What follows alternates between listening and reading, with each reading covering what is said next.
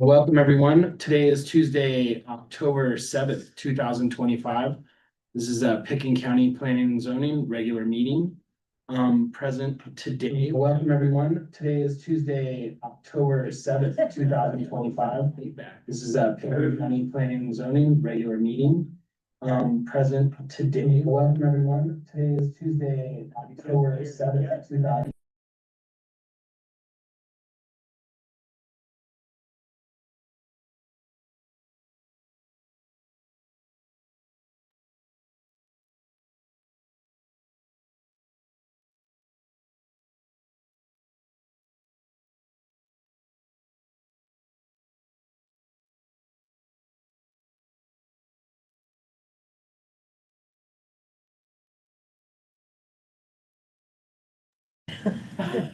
I did see the link.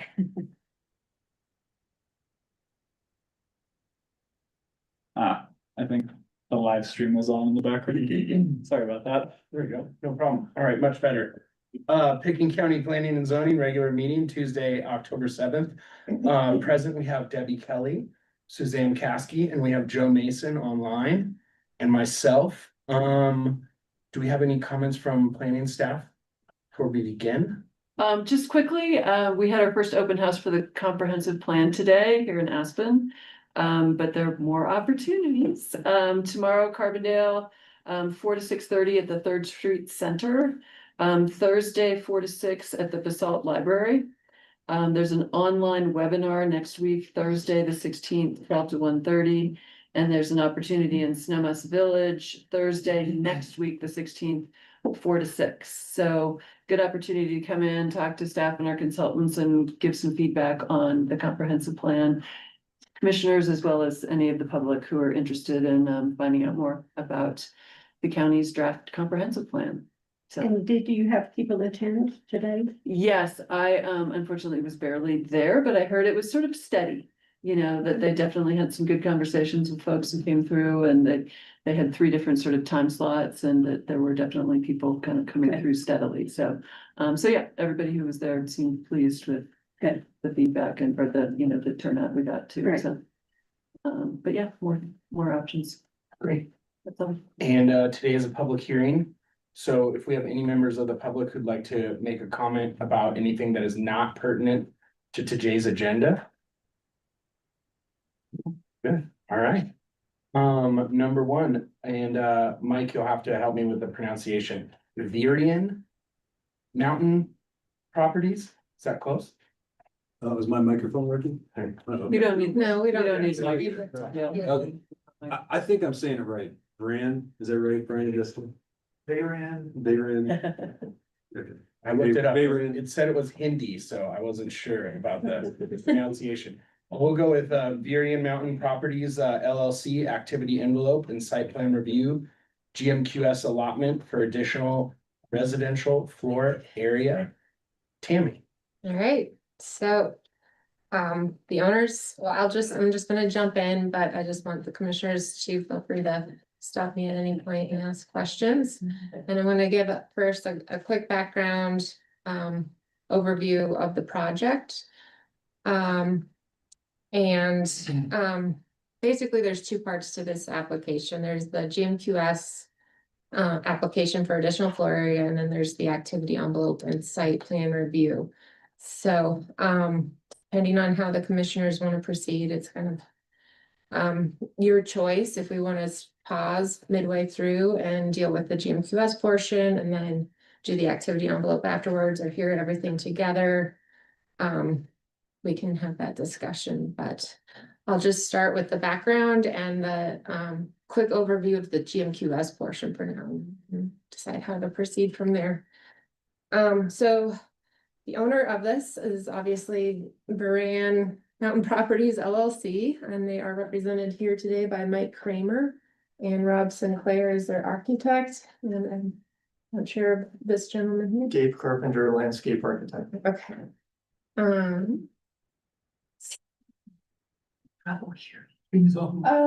Yeah, I will try. And as I just said, there's 2 pieces to this application. And the reason I mentioned maybe taking a pause is because this GMQS portion really guides, how this outcome is with the GMQS portion will guide whether or not you consider the activity envelope and site plan review portion. So the subject property is located on the map highlighted in blue. It's about 1 mile up West Buttermilk Road from Highway 82. So you can see a little jumpy Highway 82, the airport, West or Buttermilk. My mouse is a little jumpy, so I won't use it. Buttermilk ski area off to the left, and it's surrounded by various subdivisions. This area here, we have the West Buttermilk subdivision, the Eagle Pine subdivision to the south.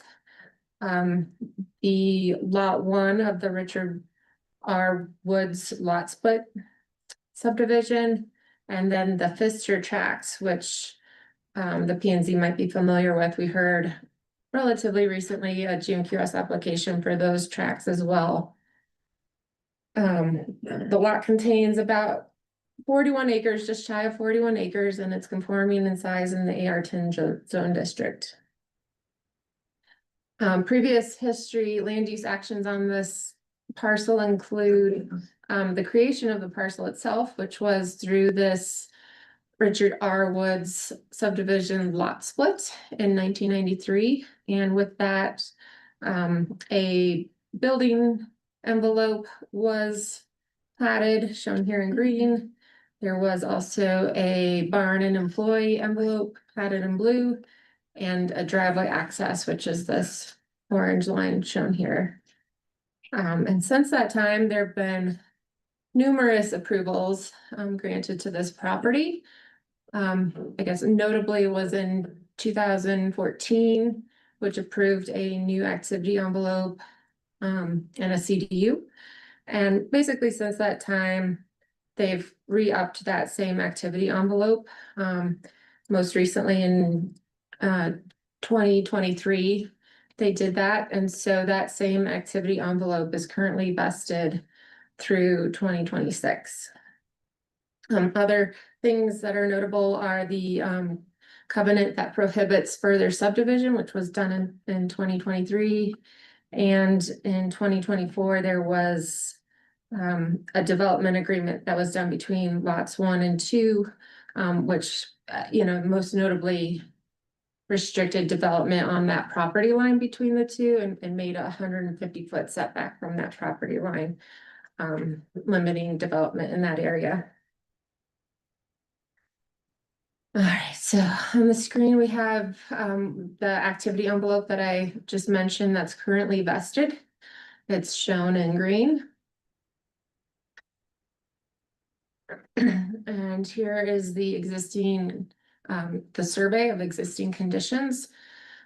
So I'll just point out that West Buttermilk Road is entirely within that property boundary to the northeast. You can see here that 150-foot setback from lot 1, basically in this area here. We've also got a notable wetland area, which is this area here, and this is also showing required 25-foot setback per our land use code from that wetland area. So the vegetation on the parcel is pretty obviously depicted in this image here. There's basically 3 distinct types: the sagebrush meadow up on the north side, this wetland that I just mentioned, and then the southern portion is mostly very mature aspen forests. All right, so to summarize what the applicant is requesting, they're requesting activity envelope and site plan review, and that GMQS allotment of 3,500 square feet in order to construct a 9,250 square foot residence, as well as a 4,060 square foot exempt horse barn, a riding arena, pasture, a wildlife pond, and then all the associated improvements such as septic and driveways and such. So this is just a blown up view of the house and that pond. And then the house itself. So this application was referred to the agencies listed on the screen, and we did receive comments back from most of those, and those were all included in your packets. In addition to those agencies, we also got comments from the names listed on the screen, and we've got 3 that voiced concerns, and we also had 3 in support of the application. And then just about an hour ago, we also got one more letter, which I passed out to the commissioners in the room, and I believe there's also a copy sent to everyone's emails for Joe, who's online, if he wants to take a look at that. And that was provided by Jody Edwards, representing West Buttermilk Holdings 8 LLC, who owns 1518 West Buttermilk Road, which is basically the parcel directly northeast of the subject property that would be looking directly at the house. So we can go back to the map. Yeah.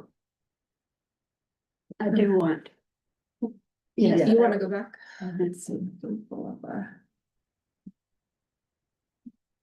Where you are. Okay. So this is 1518 right here. You just received that letter from.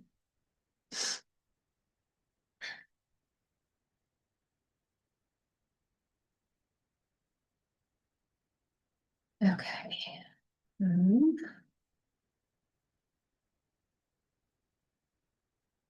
So the request associated with this GMQS allotment, like I said, is 3,500 square feet. In the 2025 rural area competition, that's exactly what is available. So they're requesting the full allotment, which is fortunate because there are no competing applications. And to receive an allotment, they must score a minimum of 20 points. And staff's preliminary, or not preliminary, staff's review of this application, we scored them 21 points total. 23 points with the 2 bonus points. So it does meet threshold for staff, which does allow a review of that activity envelope and site plan. So on the screen here, we have the different categories for that GMQS criteria. There's basically 4 categories with subcategories: the impacts on private and public facilities, effects on the environment, achievement of community goals, and then the creative bonus points. I'm just going to summarize their commitments. I know that Mike has a presentation with probably a lot more detail on each of these commitments, but on the screen is a summary of what is being proposed with those GMQS commitments. So the first one is to encumber 26.14 acres into a conservation easement, which is more or less that aspen forest that you saw on that screen. So that southern part of the property. They're also proposing a 20-foot wide Owl Creek trail easement that will be held by our Open Space and Trails Department. With that, they've proposed $16,000 to Open Space and Trails to construct that trail. They're also proposing a emergency pull-off to construct an emergency pull-off just north of Buttermilk Road, where the one doesn't exist, where a fire hydrant is, and that would provide a much safer place for emergency vehicles to park. They're also committing $100,000 to the Roaring Fork Conservancy to protect minimum in-stream flows in the Frying Pan River, as well as $45,000 to the Wildfire Community Action Fund to fund fuel reduction in the Aspen area. They're also committing to a 37.5 wetland setback where the code only requires 25 feet. Also with that, they're going to develop a wetland restoration plan. Because that wetland on the is being overtaken by a lot of noxious weeds, mostly thistle. So they plan to revitalize that wetland area. They've also proposed a wildlife pond. And that's the summary of their commitments. Okay. So here on the screen is staff's scoring of those commitments in each of those categories. I'm happy to go into more detail. I know we have some newer commissioners that aren't as familiar with those categories, but we also have some that are very familiar. So we can go through how they scored those points if you'd like. I reviewed it, Yeah. and it's pretty, self-explanatory, except for I'm not sure what the multiplier is all about. So that was the only thing. Yeah. Weighted generally. Yeah, exactly. It's the way it was weighted when the code was written to put a little bit more emphasis on categories that were deemed more important. Okay, And that's codified, so right, it's just whenever you score them, those certain categories have a multiplier and certain don't, okay. yeah. And I have a question about development below allowable density. Yeah. Is this development below the allowable density? So when we use the term density, it's referring to like dwelling units per parcel. Oh, yes. It's not a floor area density thing. So it was scored that way because right now there is already a covenant with the county prohibiting further subdivision. So you can't further subdivide, they can't commit to, In the future. yeah, it's already done. So. And does that date back to the original lot split? No, that was Okay. done in 2023.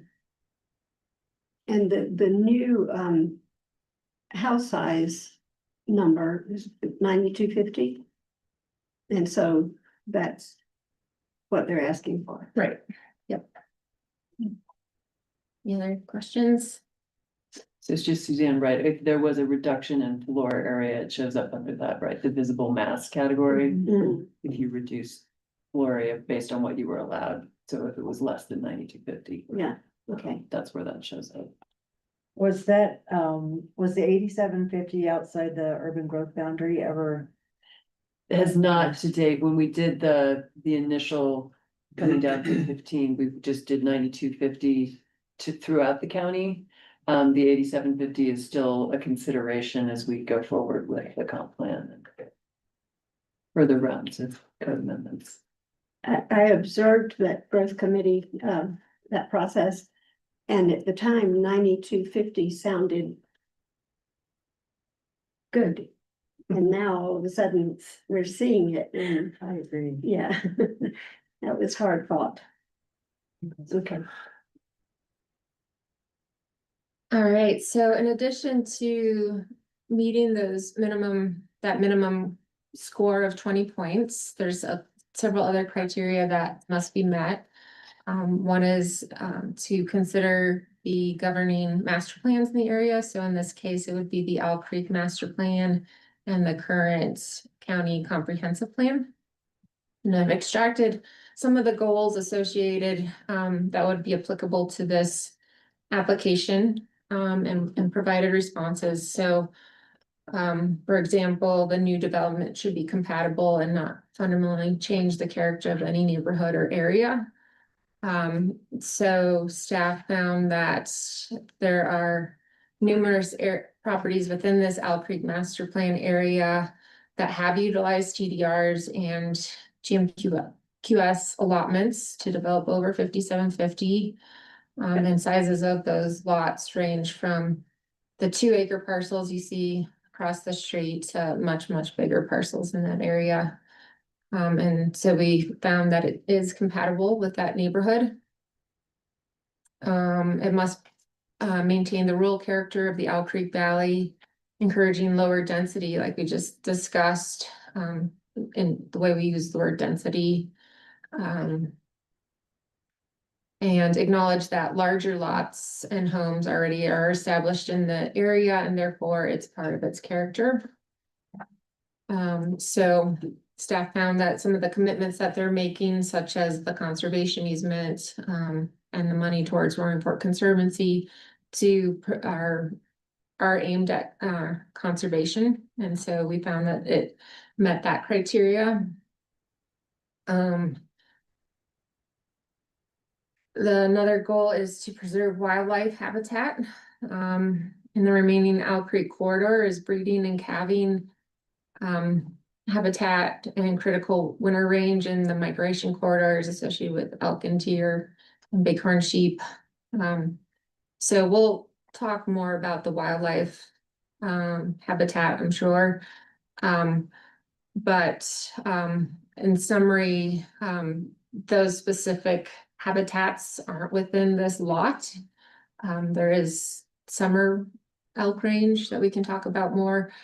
But in terms of regulated habitat per chapter 7 of the code, this parcel is not within those areas. I have a question, if Yeah. you don't mind. the Yeah. interruption there. Is there a caucus board in that area? There is a caucus. We Is it don't active? see much activity from them. No. This was submitted to the caucus. It was, well, There isn't a functioning caucus Yeah. really for Owl Creek. I think it's basically the short answer. I mean, we have, I think somebody will forward, applications too, but they don't meet as a caucus and review applications, so. I think we still send them, if we have somebody on our email list that we, send to as a courtesy, but it's You not a don't hear caucus back. that meets and is organized to make comments. I see, okay. and then the last three goals are ensure the continued public use of the Owl Creek Nordic Trail, which this application does a great job at by providing an easement where one does not exist right now and funds to construct that new trail. Another goal is to give property owners incentives to cluster development and place conservation easements over areas. So staff found that this applicant is clustering the development closer to the road and to the denser lots of West Buttermilk subdivision. Another goal is to protect the rural character of Owl Creek as defined by open landscape, irrigated pastures, meadows, mountain views, and remnants of ag buildings. So again, the development is clustered closer to Owl Creek Road. They placed the structure at a lower elevation to protect mountain views. They did 2 studies with height poles to make sure that neighbors' views weren't obstructed from the mountains. And we'll talk more about the driveway as well. Right now it is within the platted alignments. And I'll just mention now it could potentially be amended, but the applicant did place it in the logically approved place at this point. So we'll touch more on that bit and when we get to activity envelope. Another piece to consider that we always remind commissioners about is proportionality and whether or not the commitments being made are proportional to what's being asked for. This is also usually opens up a big discussion among commissioners, but I'll just leave it at that for now. And then I'm gonna go ahead and pause here, and in the past, we have opened the discussion for the board to consider the GMQS application, but I can keep going with the activity envelope criteria, or we can let the applicant speak to you guys about GMQS commitments too. However you guys want to proceed. Do you guys have any more questions for Tammy right now? And I was hoping we'd let Mike do his Yes. presentation before we Yeah. start discussing the greater GMQS scoring. Does that sound like a good plan? It does. Yeah. All right, great. And maybe just a quick question for Mike. I mean, were you gonna present kind of fully through the entire application or? I mean, I feel like it's maybe easier for maybe Tammy to run through the activity envelope site plan pieces, but I assume you'll do a full presentation on that as well as the growth management. I feel like it's kind of It's awkward over. maybe to kind Yes, you of want break it. it up. Yeah. So it's just maybe Yeah. easier to have Tammy just finish running through her slides and then Mike can do his full Perfect. presentation. Whatever you guys want. Okay. Rather than trying to In that case, bifurcate can them. I go back to a question about caucus? Mhm. It's not clear to me, this letter. If they don't, it sounds like, yes, we like it. And this is the set of lawyers representing somebody else in West Buttermilk. Buttermilk Holdings. LLC, LLC, looks like, right? Mhm. And there's no, like address or anything attached to that, but To the Buttermilk Holdings. yeah. I assume it's. That was the, yeah, it Correct. shows is the 1518. Oh, there we go. Across Yep. the, Okay, Did on the you other say- side of West Yep. Buttermilk Road. Oh, okay, Yep. okay. And so did you see this as we agree? We have no negative. Yeah, I'm it sorry, says. I didn't read- I didn't see Yeah, my client supports the application, so Yep. yeah. Okay, I missed that. Okay, so That that's, appears to be almost the same letter as I read earlier from somebody else. yeah. If anyone else wants a copy, this was sent out. it came online. Yeah, Yeah, I think that one is the same. right, Is but no, this- one of the ones from earlier that's posted in the packet, Oh, it's the same letter, different person.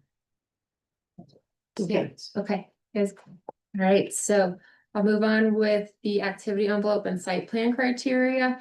And you guys are really familiar with that criteria, and it's in chapter 7 of the land use code. And those sections are listed on the screen. The first 3 are easily met. They're within, the development will be within the proposed activity envelope. There's no other water courses or drainages besides, obviously that wetland.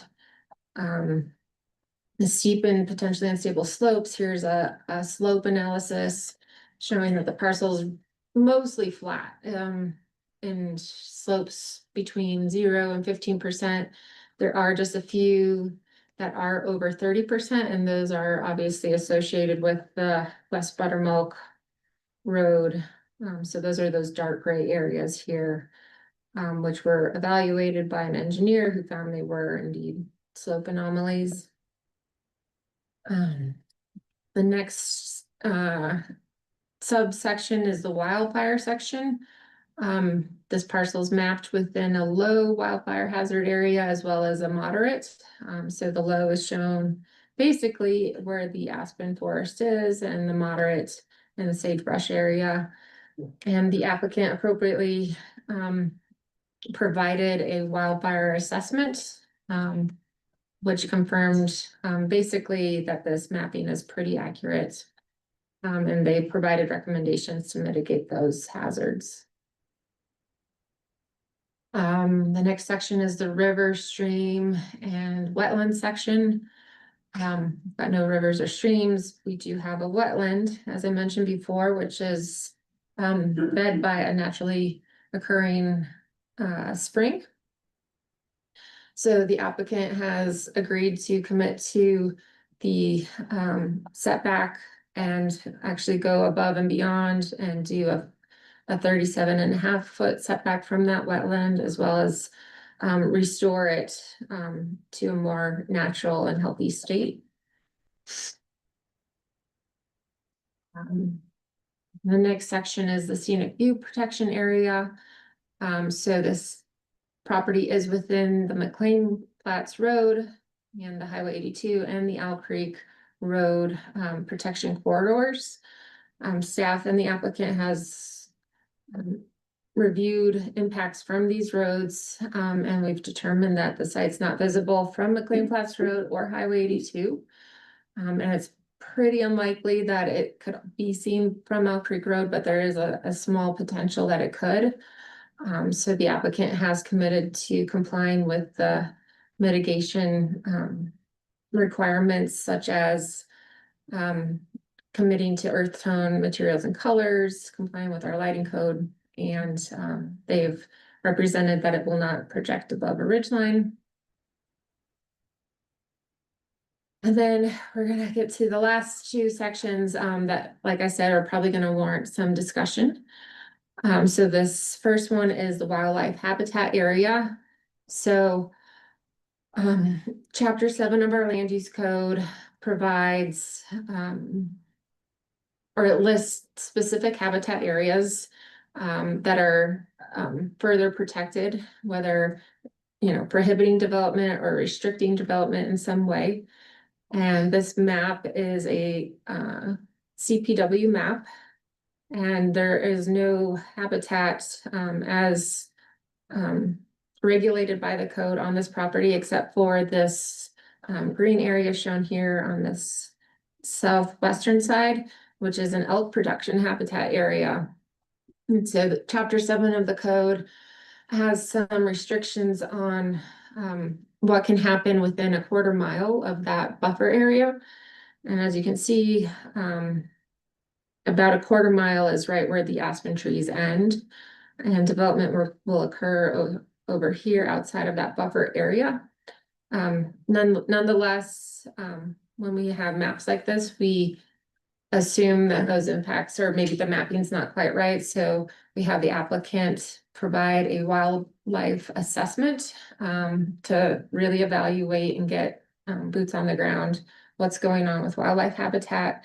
The applicant did provide a report by Colorado Wildlife Sciences LLC, which studied all the significant habitat on that parcel, and that was all in the application and packet.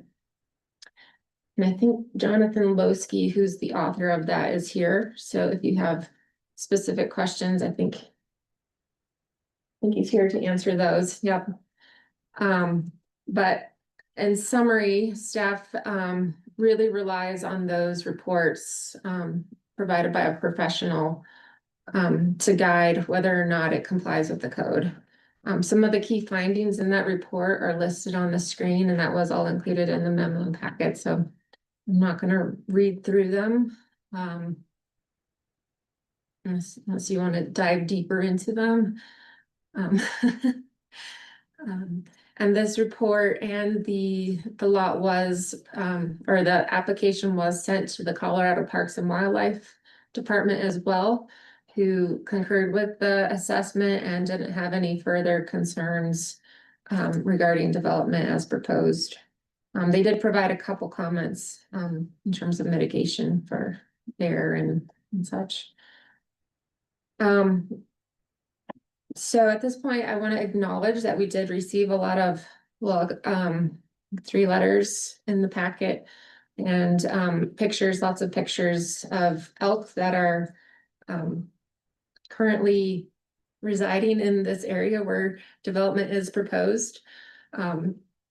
So, I want to acknowledge that that is a concern. However, in that wildlife report, it's listed that this is a transition area from winter to summer range. And summer range isn't one of those restricted areas in our land use code for development.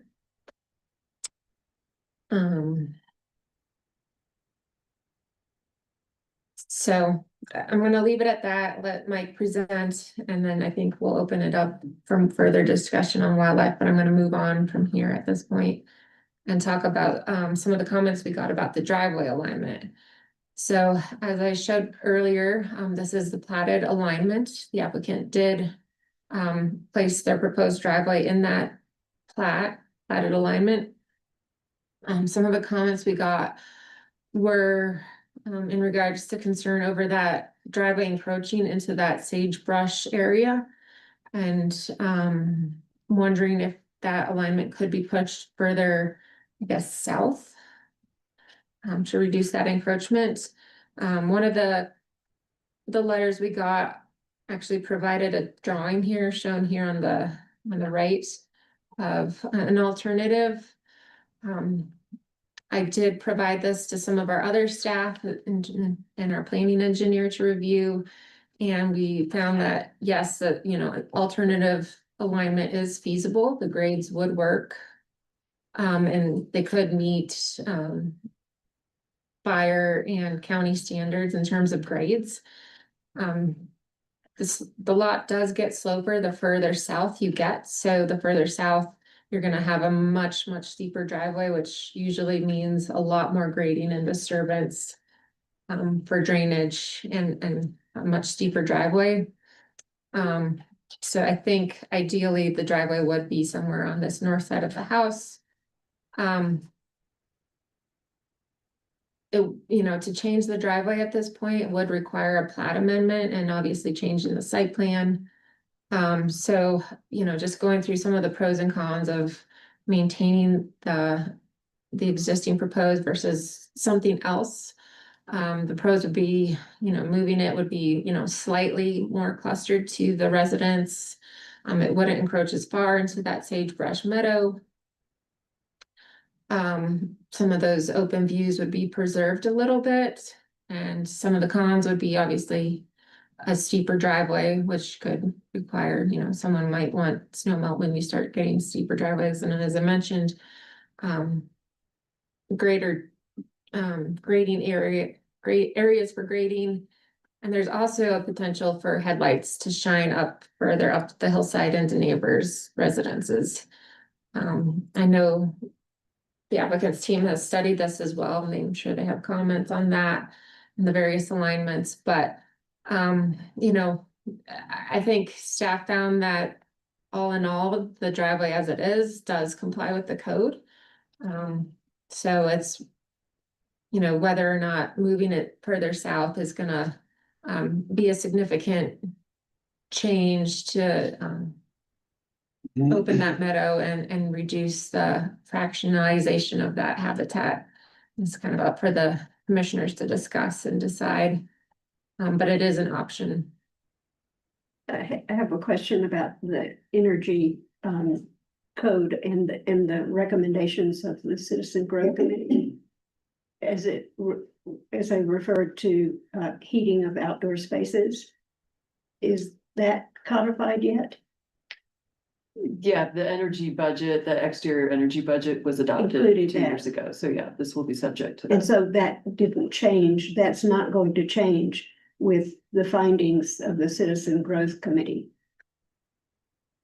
I mean, that, you know, codified some of those recommendations, you know, on that, you know, and that specifically, you know, could there be more, you know, maybe through the rest of that process, but definitely that, you know, at least the initial recommendation and to come up with a limit on that was codified in 2023. And that wouldn't fly in the face of this, or this wouldn't fly in the face of This will have to comply with that energy code, Okay, that energy budget. okay, thank you.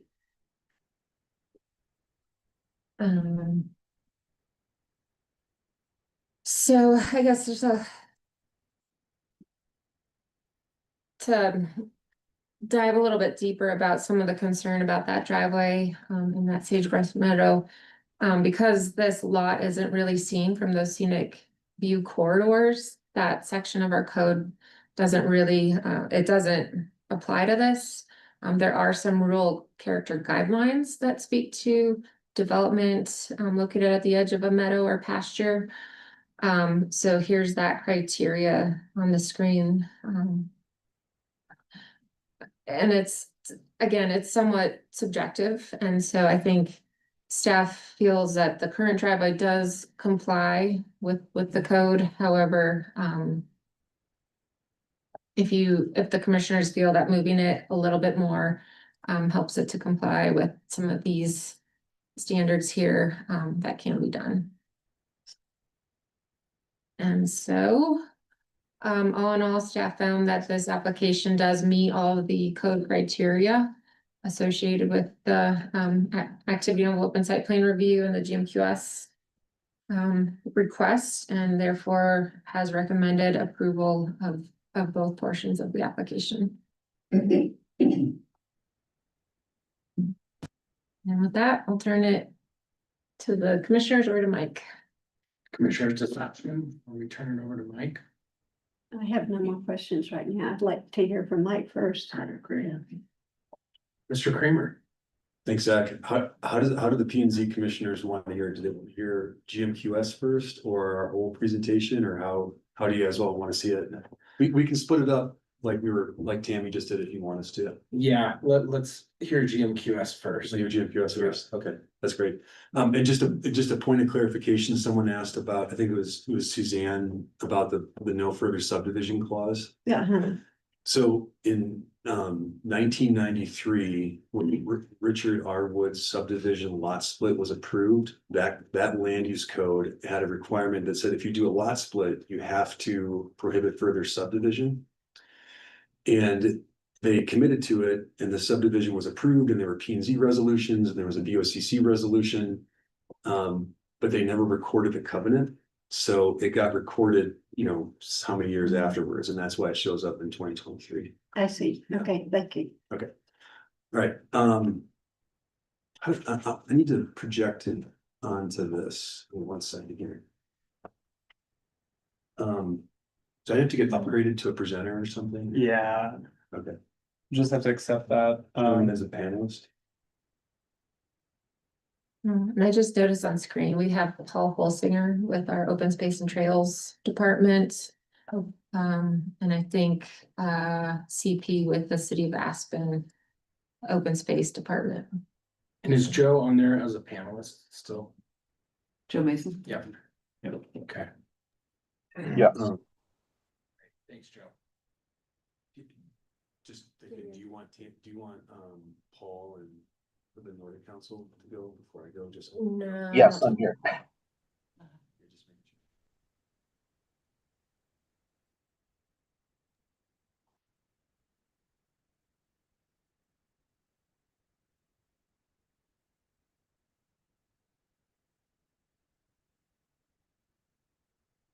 Hopefully this shows up. I have all my.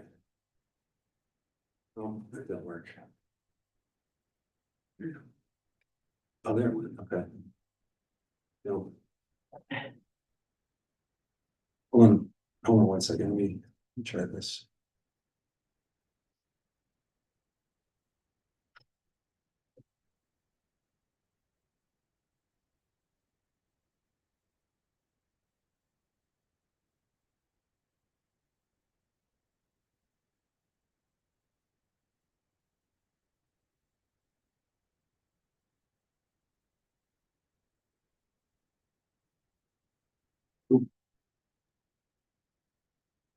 You know how to get presenter mode to go up on this?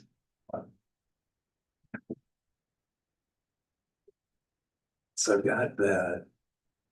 And then we'll You click, present that screen. click on this first and then, So, let's go back and just share your screen. wait, show presenter. What if I can do it this way? Sorry, do you want to drive with it? Okay.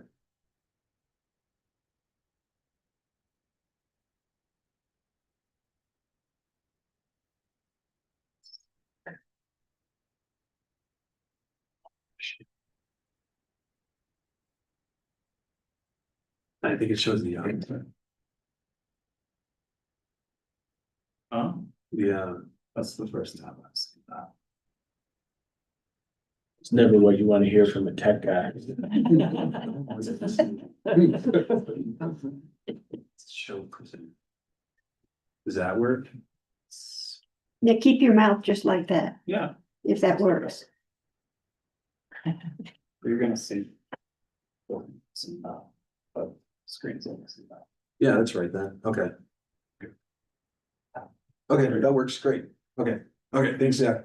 Mike Kramer with Kramer Land Planning, helping Grand Mountain Properties LLC. Brian and Jessica Leek are here with us this afternoon tonight. They're the property owners at 133 3 West Buttermilk Road. We submitted activity envelope site plan application in rural area GMQS allotment, construction of a new single family residence and an agricultural barn. And I'm just gonna skip through to, I'm gonna just go through a whole bunch of slides here, just get us to the GMQS portion, so you can hear that first. Okay, rural area GMQS commitments. This is the GMQS portion of our application, and the applicants are requesting 3,500 square feet of additional floor area.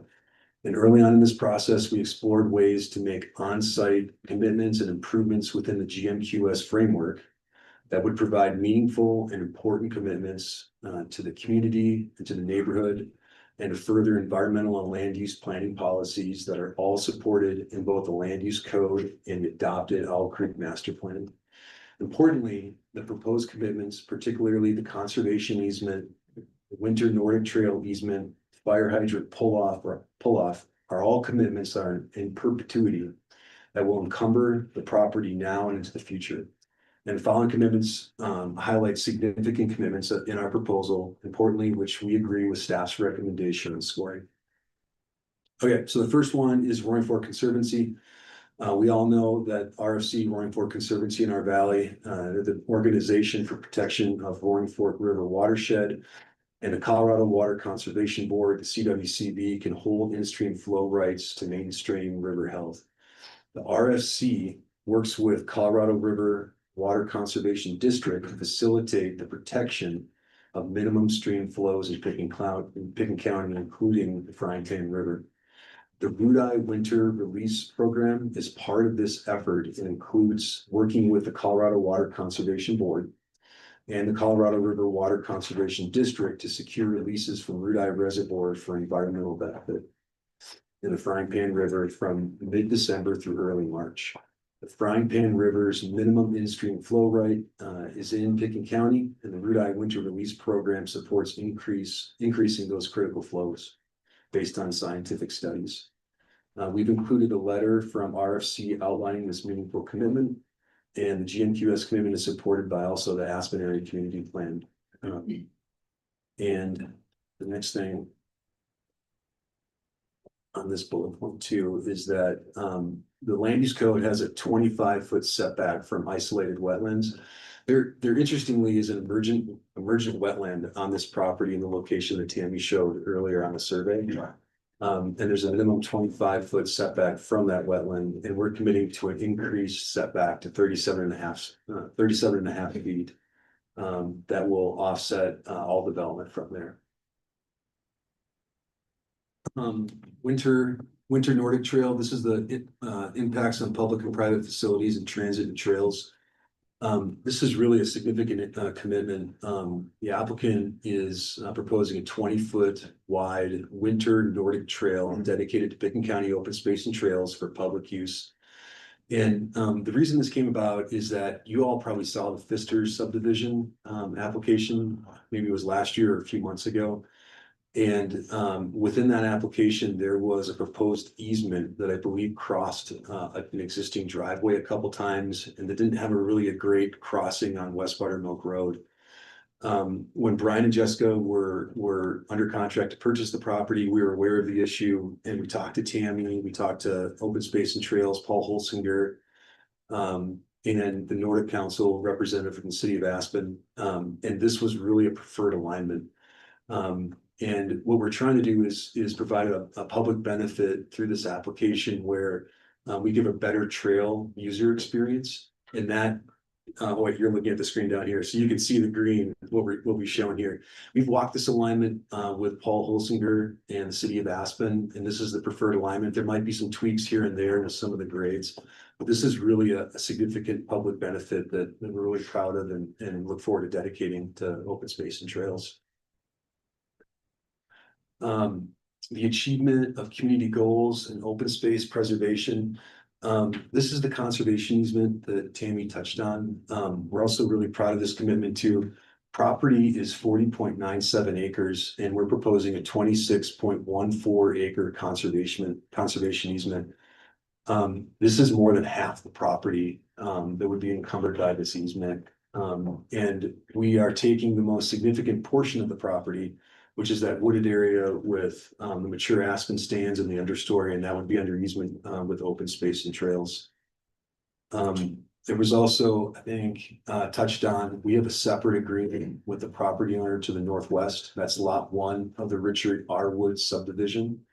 Where we have an agreement where there's a no development area within 150 feet of this shared property boundary, and that's this property boundary, right?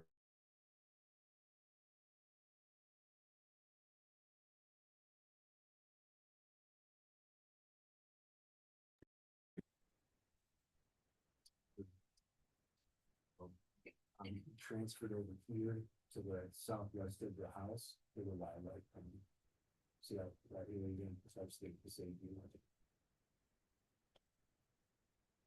view. This is the wildlife enhancement section of GNQS.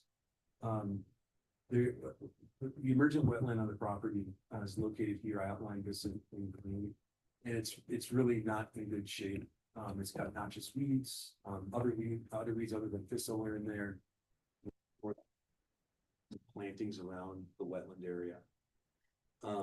This wildlife pond, which is right to the right of the wetland, is part of the wildlife enhancement portion of the GMQS commitment. And it includes a littoral shelf for bird habitat and other big game habitat. In this section, we were going to have Jonathan Losky with Colorado Wildlife Science come up and talk quick about some of the characteristics of the property. Is that okay? Yeah, Zach, do please. that. Okay. And let me ask you, what kind of shelf? It's a littoral shelf, I've and never heard of that. let's ask Jonathan. He's gonna- Oh. Yep. You can come sit right here. Yeah. Your other slide. There you go. Yeah. Mike says littoral, I say literal. It's just. He's from Wisconsin. This is like to my, So literal shelf basically just, it's a shallow bench. That's shallow enough that the sunlight can penetrate all the way to the substrate of the pond. So that vegetation can grow. In deeper parts of a pond or a lake, you're not gonna have vegetation because it gets too dark. So this allows the landscape architects to create an emergent wetland there where you have rushes and sedges come out, and it provides hiding habitat for red-winged the- blackbirds, What? red-winged blackbirds. It does provide habitat for red-winged blackbirds. It provides hiding habitat for young wading and birds and waterfowl. As well as habitat for other animals like tiger salamanders and chorus frogs. So and it's also like the pond on the adjacent property.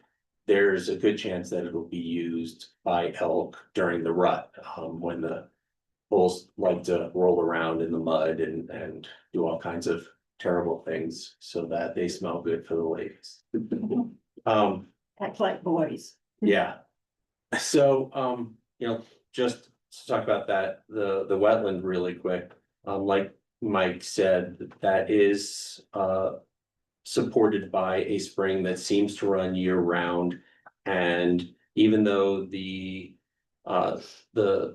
different aspects that qualified for wetland, meaning the predominance of hydrophytic vegetation that requires water at or just below the soil surface, the oxidized soils and the presence of the water, the vegetation is in really poor shape, probably due to past grazing practices. There are some native grasses, wetland sedges, rushes, things like that, but it is by far dominated by non-native invasive species. So the ecology of the property and the ecology of downstream wetlands. Like once upon a time, that existing pond was probably wetlands too, but if you look at aerial photos going all the way down towards Owl Creek, there is subsurface flows that flow all the way down there. So by improving this wetland, you're going to improve water quality flowing all the way down to Owl Creek. In terms of wildlife use of the property, it's important to note, like Mike said, that over half of this property is being conserved perpetually in a conservation easement or forever. that's a pretty long time. And that, the importance of that aspen stand compared to the rest of the property is, orders of magnitude more important for wildlife. Aspen is probably the second most biologically diverse habitat type we have in Colorado, second only to riparian forest. In terms of everything from invertebrates, insects, songbirds, small mammals, and mesocarnivores like foxes, coyotes, weasels, things like that, but then also deer, elk, bears. So the rest of the property, like you saw in the slide that Tammy showed, the upper parts of the property are degraded sagebrush, and that has a potential to be restored. And sagebrush is also very important for wildlife because there's a lot of species that require sagebrush and don't occur in any other habitat type. Where the house is located is actually the worst part of the property in terms of the quality of the vegetation and the impact from the historic grazing practices.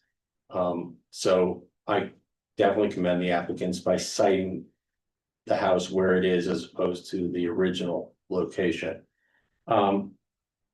You saw the photo of the elk on the property.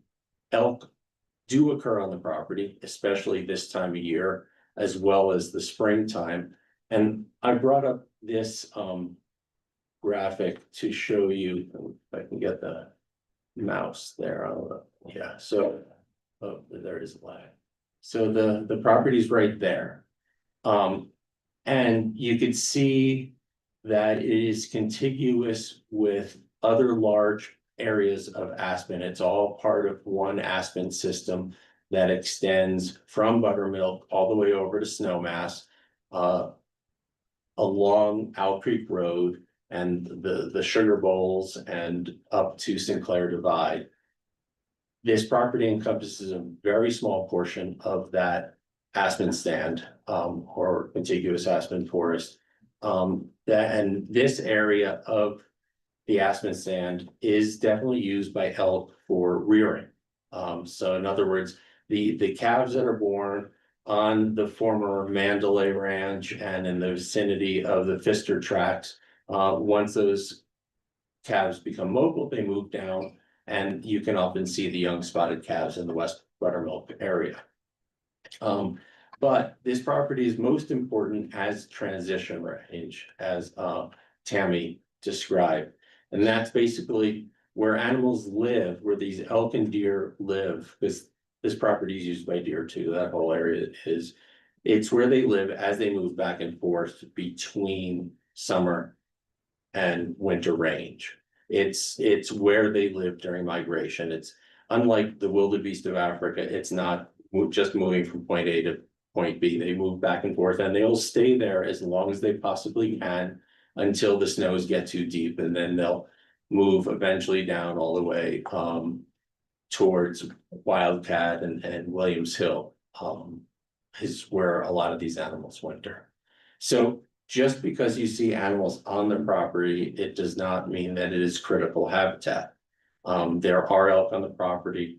It is summer range, it is transition habitat, but there is no seasonal habitat type on the property that constrains development under the land use code. And I'm happy to answer any questions. Questions for Jonathan? I have a couple. I'm seeing the term emergent wetland. What's the difference between an emergent wetland or a intermittent wetland and a regular wetland, right? Because all wetlands are, there's no, it's the same thing. Yeah, and so generally, emergent wetlands are the type that we are describing that will be creating at the wildlife pond. So those are wetlands where you have surface water and vegetation that grows up through the water. Like another way to think of it is a marsh. or like at the difficult campground area, those are all emergent wetlands. Or there's large areas of emergent wetlands, but then the natural wetland that already occurs there, I wouldn't necessarily call that an emergent wetland. I would call that either a marsh, or the technical term is a just a graminoid wetland. So the water is at or just below the surface, and it's dominated by hydrophytic grasses or sedges and rushes. And was the wetland that's already existing on the property, was there a delineation done to Yeah, establish the boundaries of yes, that? I did that. Okay, great. Cause all wetlands, right, are federally, they fall under the US Army Corps of Army Engineers and are Not all federally managed or? wetlands anymore. Okay.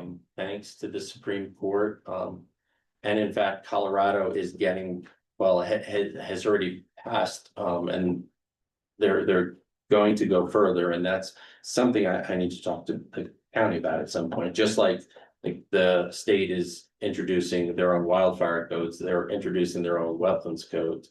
Because the federal government can't be counted on to protect wetlands anymore. They already no longer protect isolated wetlands. And so isolated wetlands are wetlands that don't have a surface connection to what are called waters of the United States, navigable waterways. So, and that includes the Roaring Fork River, Frying Pan River, Crystal River, and the Colorado River, and their tributaries. So Owl Creek would be that. So, if, let's say these guys or somebody wanted to build in these wetlands, in order to see if they are protected by federal code, we would have to determine whether the water in there actually flows into Owl Creek. But under the county land use code, the county does protect isolated wetlands, so we don't need to bother with that. We just know that we're not allowed to build developments. There are some exemptions for driveways and stuff like that. But they're avoiding it, and they're honoring the 25-foot buffer and giving it a 50% additional buffer up to 37.5 feet. And so it says that the wetland is spring fed, right? And it's very seasonal, right? So during certain times of year, it's much bigger or it's much smaller. So how's that watermark and that setback measured and delineated? Well, here's the thing. First of all, that spring, I believe, flows year round. Okay.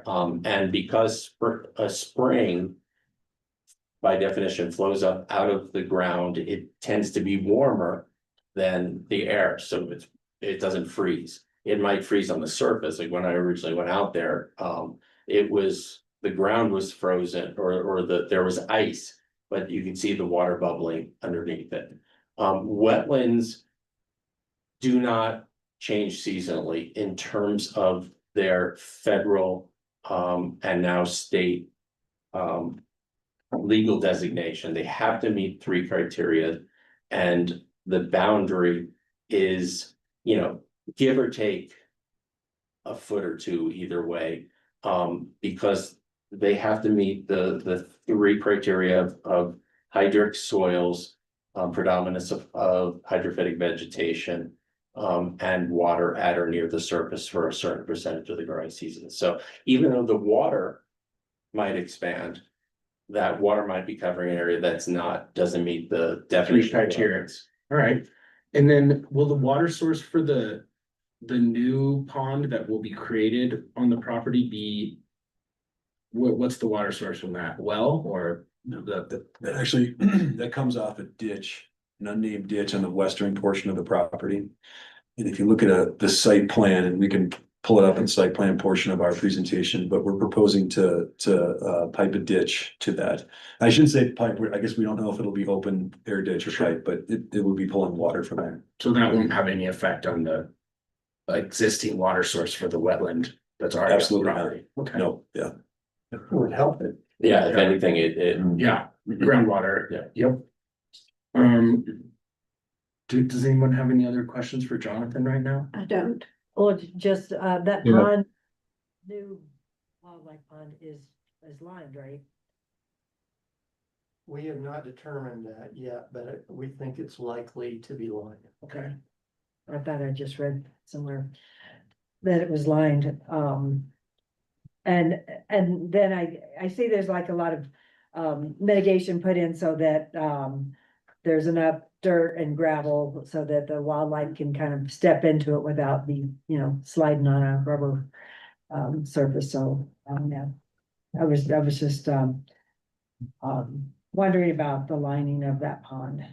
Yeah, CPW has significant concerns about man-made ponds, especially a few years ago there over in the Woody Creek area, there's a couple of elk that got stuck in a pond and they couldn't get out. And because there wasn't enough, it was too steep, there wasn't enough soil over the liner, they broke through it, and they ended up drowning.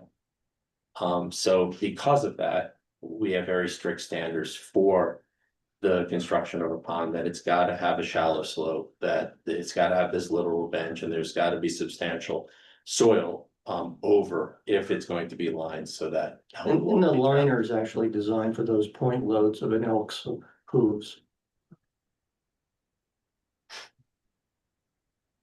Joe Mason?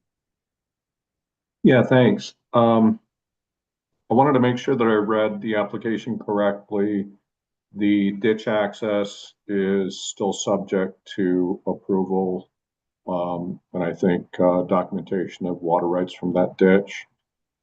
And then my second question is the 25-foot setback a building setback, or would it include landscaping and potentially, fertilization and things that could get into the water supply?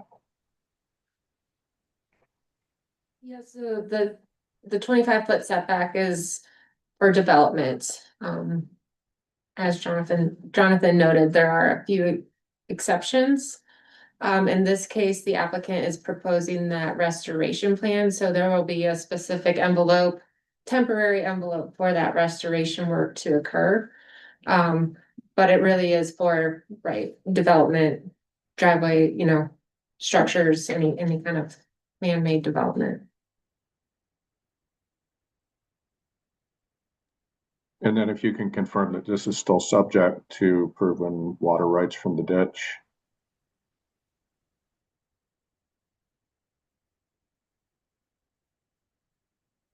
I guess I don't understand what's. Yeah, Joe, we'll have to show proof of legal water right at building permit submittal to fill the pond. I didn't understand that question. Okay. You might as well stay right here because I have a feeling. I have a pond and I'm on a ditch, so I'm familiar with these. Okay, keep going, Zach. Thanks. Okay.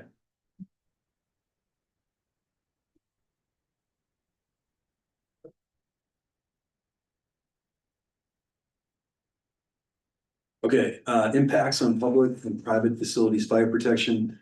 This slide you can see here, there's actually an existing hydrant located right here on our property. And we are aware of it, and when we were submitting the GMQS application, we contacted Aspen Fire Protection District and did a site visit with him.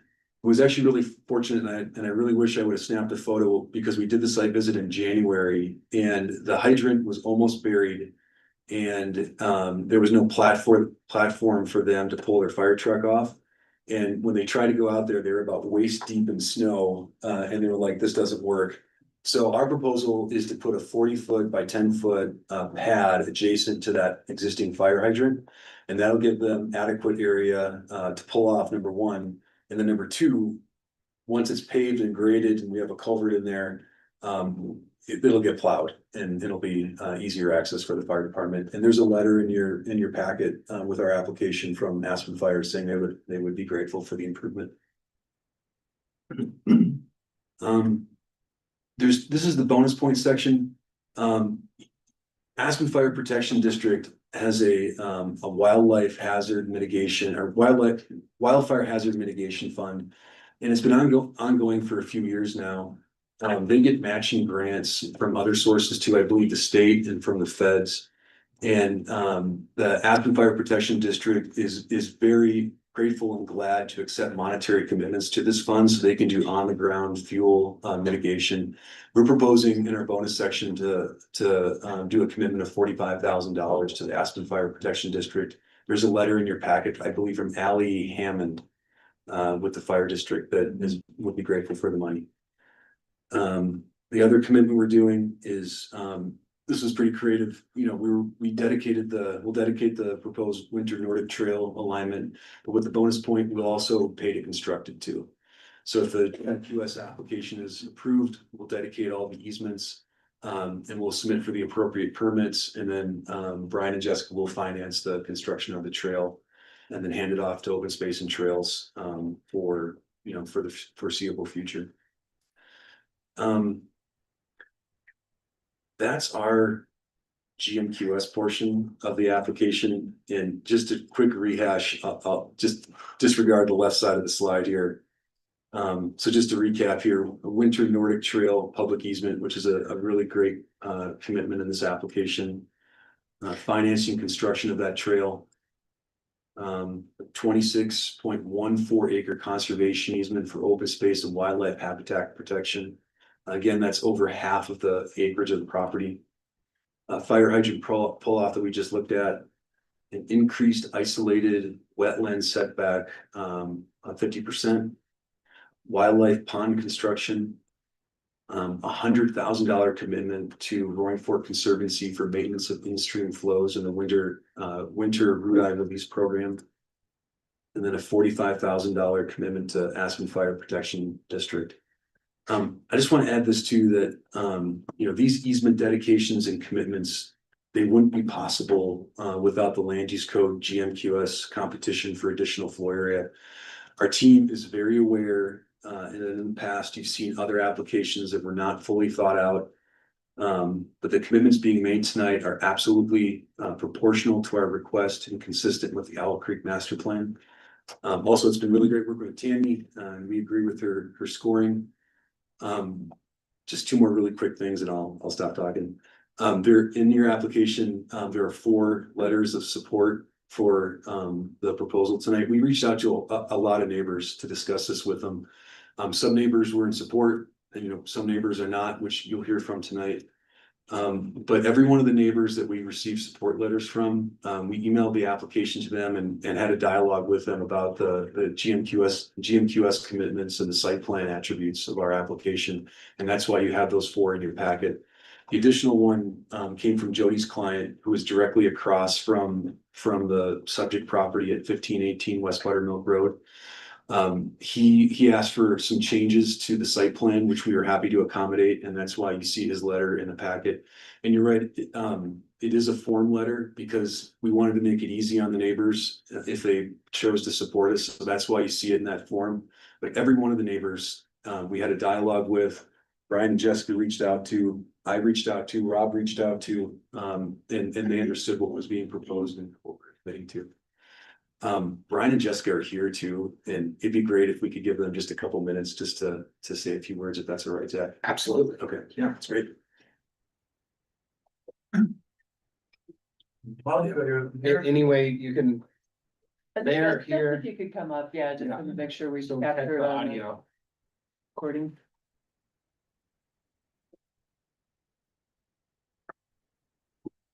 Well, firstly, we'd like to thank you guys for the opportunity to address you for our GMQS application. My name is Brian Leake and I'm here today with my wife Jessica. Excuse me. We're the owners of Bayran Mountain Properties, and the origin of the name is that it's a mashup of the first 2 letters of our kids' name. So Veda, age 9, Iris, age 8, and Anson, who is 5. I was raised in Denver before moving to Texas. Time in the mountains was very formative for me in my childhood, and that's something that we look forward to sharing with our kids. My wife, as a native Houstonian, has come to appreciate the Rockies. She's even learned how to drive in the snow, which was no small feat. To the viewers. Although we're residents of Houston, we try to spend as much time at our house in Snowmass Village as possible, essentially spending the time here when our kids are out of school. We are so excited about 1333 West Buttermilk. It's such a beautiful property and we feel lucky to be its current steward. We were on site this time last year, before we bought it, working with understanding the full building and permitting process. Figuring out exactly what we were willing to take on, working with Rob as the architect and with our real estate agent. You know, it was a beautiful day. We were trying to figure out how to do this. Our kids were here. And so we gave them a scavenger hunt, and I remember the three little blonde heads. You know, along the tree lines, and that really, excuse me. That really cemented that this was for us. Our plan is rooted in restoration and respect. We moved the building envelope so that the proposed structure is removed both from neighbor view planes as well as removed from the Sage Meadow. We're working to restore the wetlands that will improve the biodiversity and strengthen the health of the land. We are also committed to revitalizing the Aspen Grove, thinning where needed to promote regeneration and resilience, so that future generations, both elk and human, can enjoy as we have. Mostly, we're committed to preserving the existing elk habitat by placing over half of our land in a conservation easement, which will stand in perpetuity. We're also proud to donate a trail easement through the Aspen Grove, helping to realign a section of the community Nordic Trail. We've heard from both the cross-country ski community as well as from Pitkin County Open Space and Trails about their excitement with the new alignment. We are excited to share this with the citizens of the community. We've taken care to make the decisions in this application responsibly. We've assembled an exceptional team of experts, wildlife biologists, arborists, land use specialists, on top of our architect and landscape architect team. They've approached this plan with rigor, science, and best practices. Every aspect of the design has been deliberate, balancing safety, code compliance with respect for wildlife and the natural habitat. We understand there are different viewpoints in the community, and we respect the passion behind them. The things that they are so protective of are the same things that draw us to the property. We believe this process should be guided by facts and a shared responsibility to care for the land. The plan before you, we believe, reflects that. It's mutually beneficial for us and the community, allowing us to be a part of the environment that we all appreciate and enjoy. In summary, our goal is simple: to be stewards of this extraordinary place and leave it better than we found it. Excuse me. Thank you for your time and consideration. Thank you.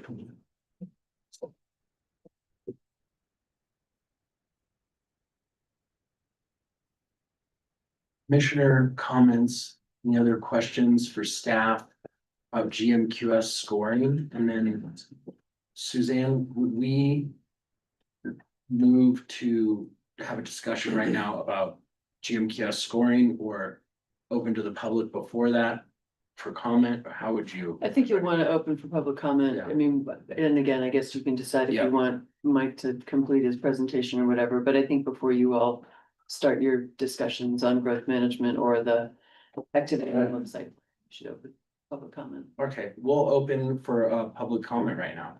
So if any other members of the public would like to comment on this application, if you could just please come up and state your name. I'm Jeff Usum. I live in, hold on a second. I just had my hip done, so I'm not so weight on my feet. Oh, gosh. I'm okay, no, thanks. Anyway, I live at 1650 West Buttermilk. I've been there about, I don't know, 40 years. And I'm one of basically 4 neighbors. There are a couple other houses, but they're basically absentee houses. The one you have the letter from on 15, 18, whatever it is. He lives in Australia.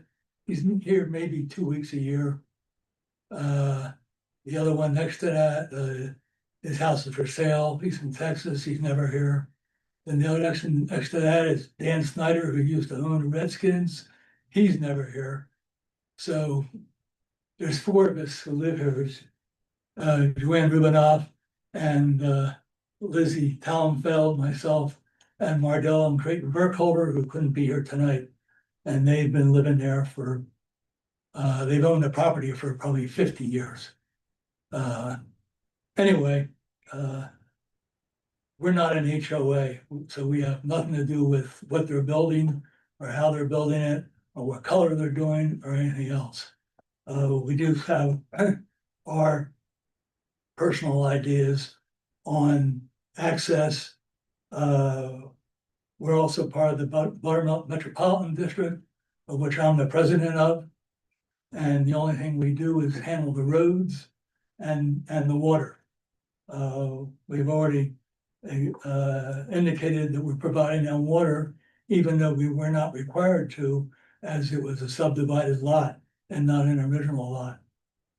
Because we're not required, and we're almost up against the balance that we're allowed from the city also. We're allowed 3 million or 30 million gallons a year, and we're pretty close to that with the existing properties.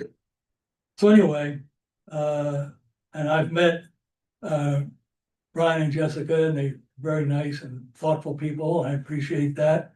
And back in July, they even had a meeting and put up story poles to show a few of us neighbors who live there what they intend to do, and they brought all their accessories with them, meaning all their designers and planners and whatever they have.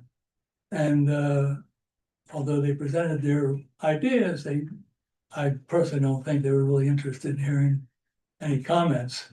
But we've persisted in making our comments. The picture that you had on there of the driveway, and it was adjacent to another picture, which was my drawing that I had sent to Tammy along with my letter, which I guess is in your packet. By the way, I think Mardell and Creighton sent a letter or an email to you and some pictures also. Which For the weren't first included folder. anyway.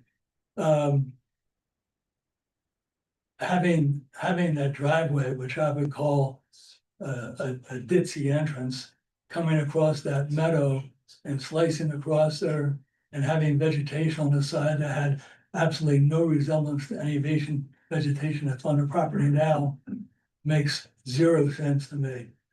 I hand drew that other entrance. I would prefer personally, I would prefer the entrance to be further south, in line with the southern portion of the property, but that's not happening. And I drew that new driveway entrance based on my 60 years experience as a developer. And it just to me doesn't make sense to have that driveway coming across that meadow.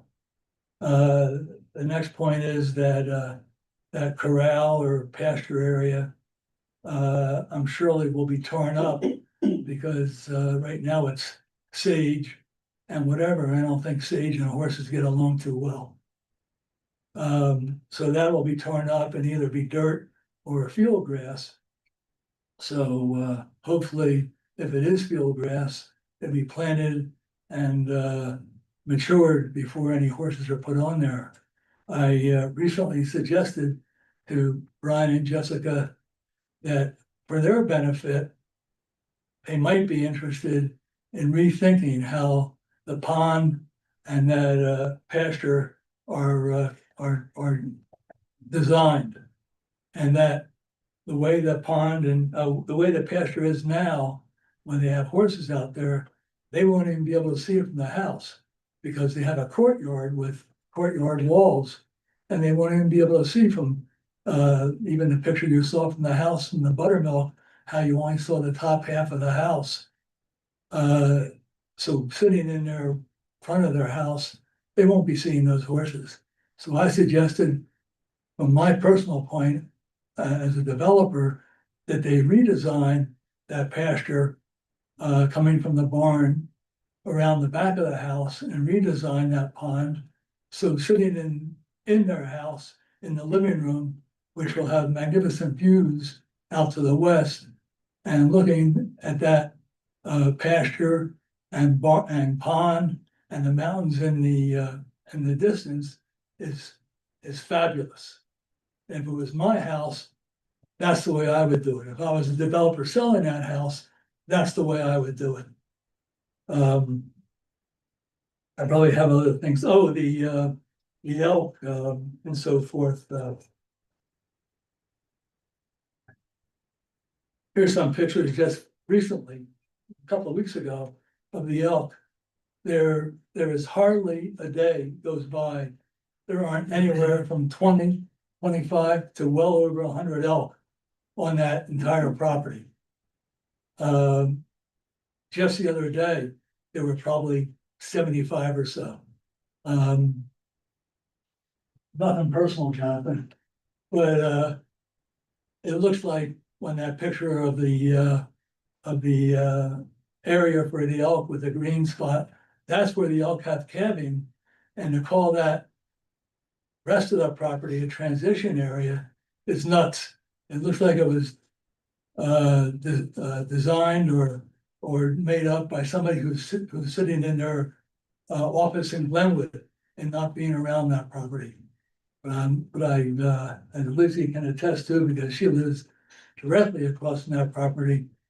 There's hardly, from springtime till rut, which is now, there is hardly a day goes by, there are a few, but a day goes by, that there aren't anywhere from 25 to well over 100 elk. And, but my main concern is the driveway entrance, and I think one of your amendments have, what is it, K or something? That had the driveway with the red lines or something, I didn't see that on there. But there was an amendment in your packet that. Amendment K, yep. Yeah, they had, and that's probably, I would prefer it somewhere more to the east, more to the south, but to me, that's a lot better than what I would call a ditzy driveway, which was planned, frankly, without thinking. Now I'll let Lizzie talk if she wants to. Thank you. Thank you. My name is Lizzie Tallenfeld, and I live directly across from this property at 1514 West Buttermilk. And the Leaks have done an amazing job with their planning. I mean, they're environmentally thoughtful, the whole thing. There's no arguing with how much effort they have put into being good students, as Brian said. I want to first comment on something Jeff said. The people that wrote letters of support, other than the one that you just got from Jody Edwards, and I don't know what he suggested, it wasn't in that letter. He wanted something changed. I think it had to do with the landscaping along the driveway. Right, I wrote to you about the landscaping along the. I did guardrails. too. None of these, There's actually landscaping across along West Buttermilk Road. Okay, Yeah, we took it off because he was worried about views getting blocked, so we removed it. he doesn't live here. I have never laid eyes on the man.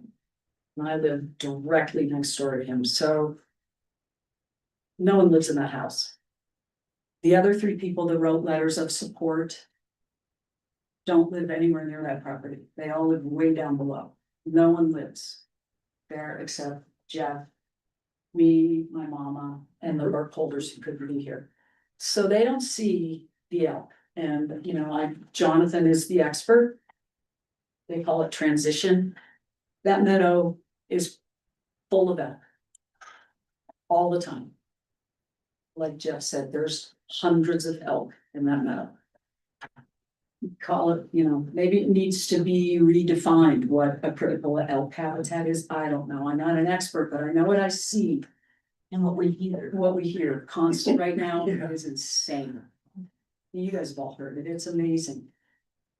My request would be shrink this project a little bit, just because you can build 9,200 square feet. Do you have to? Do you have to have a 4,000 square foot barn? I just don't see how it complements. Do all the wonderful things the Leaks want to do, but shrink it a little bit. Don't put that driveway across that beautiful sage meadow. Put it directly into the house. Those are my requests. Thank you. Thank you. If I may add one thing about the letters that were in favor. One of them was from the guy who sold the property to them. One of them was from a person up the road who the architect is designing their house or designed their house. And the other two were from realtors who lived down the bottom of Buttermilk with absolutely zero bearing on that property. Thank you. Any further public comment? Please. I'm Joanne Rubinoff, Lizzie's mom, and just emotionally, I have been looking at that property for 49 years. At the elk, at everything there, and it hurts to lose that. And if it's only called a transitional area, not to us, it isn't. But what I care about now is that driveway, like the other two, that driveway going across, all the way across the meadow. And the landscaping that was planned for around it. If I remember right, it said evergreen trees or something. I mean, nothing is higher there than the sagebrush. And if it's landscaped with some kind of shrubs, they shouldn't be higher than the rest of the land, the rest of the growing things there. Thank you very much. Thank you. Please. I have a question. Yeah, okay, yeah. So, hi, I'm Ruthie Brown. This is my grandfather's bridge that he donated to the county with no point system. And it just was the right thing to do. Ruthie, excuse me, speak up or come. Okay, I just, one quick question. So how many years scheduled for this project will it take? And how many truckloads does that mean? And how many construction vehicles does that mean? And if it were reduced to 57, what's the comparison on that? What's the, what's the scheduling on that, and what's the truckloads and car impact?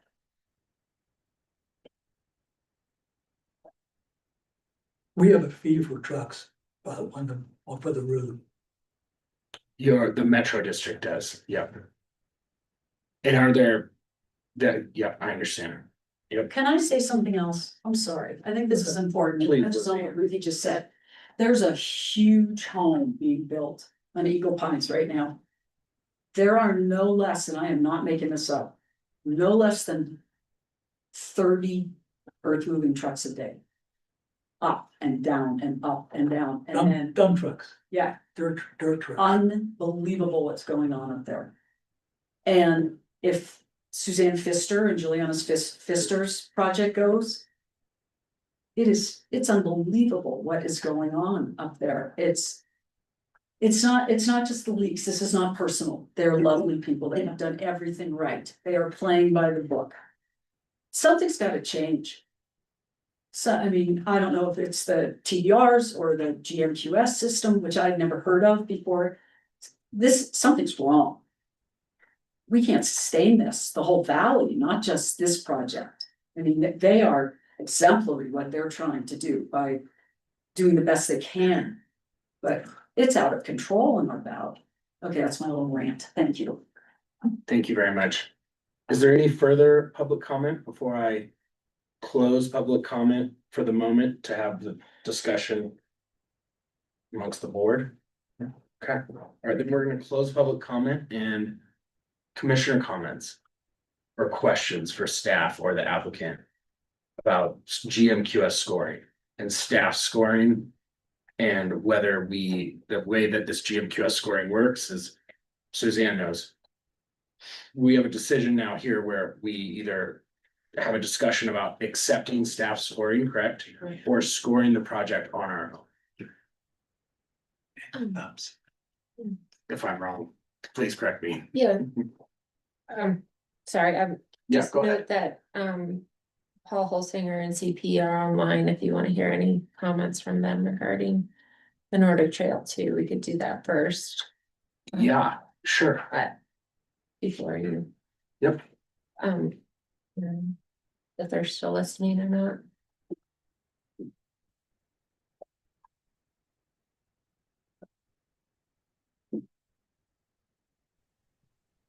I am listening. You'll hear me? Hi, Paul. Hi, I'm in a hotel room. I apologize. No problem. Yeah, I do want to just bring forward some comments that were made by our Open Space and Trails Board when we started talking about this project. It was brought to us really early, which we really appreciate.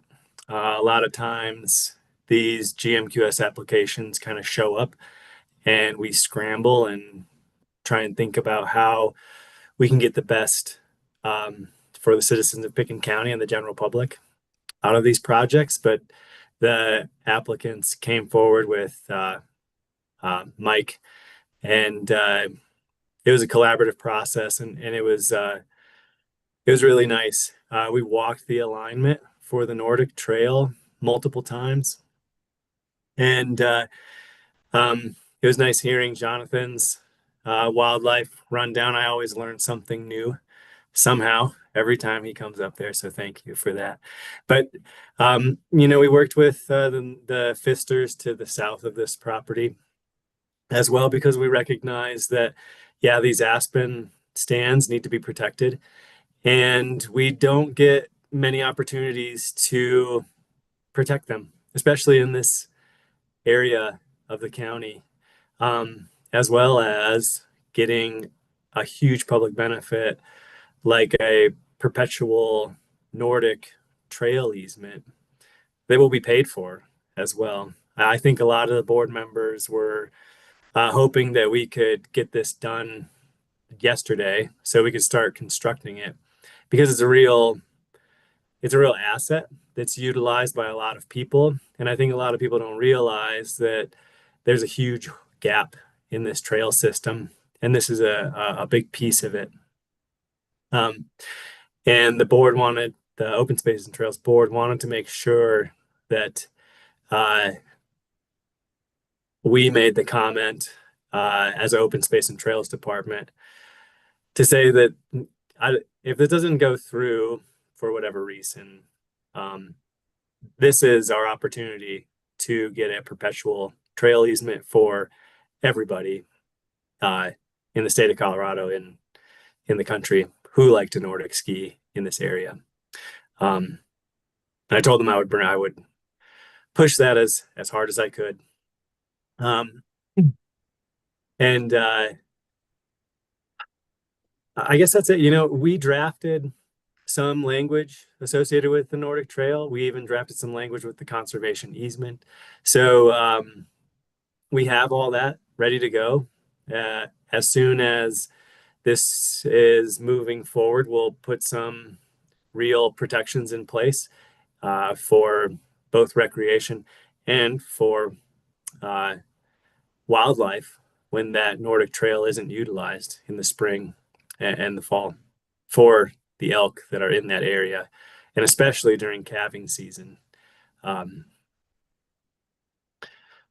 can answer any questions you have about that. Any questions for Paul? No, the Nordic Trails change would be awesome, because I ski up there a lot, so yeah. That's a big plus of that.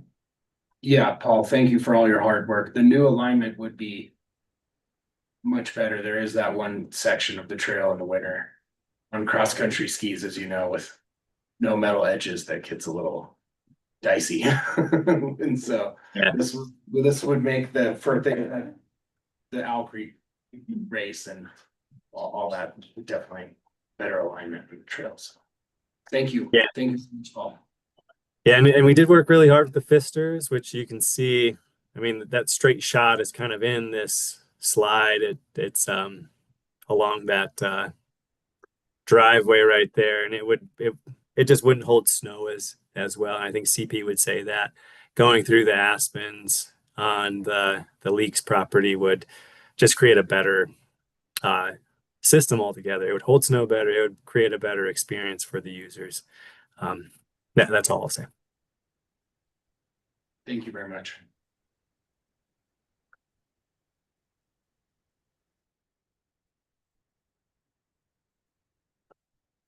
Commissioner comments, questions about GMQS scoring?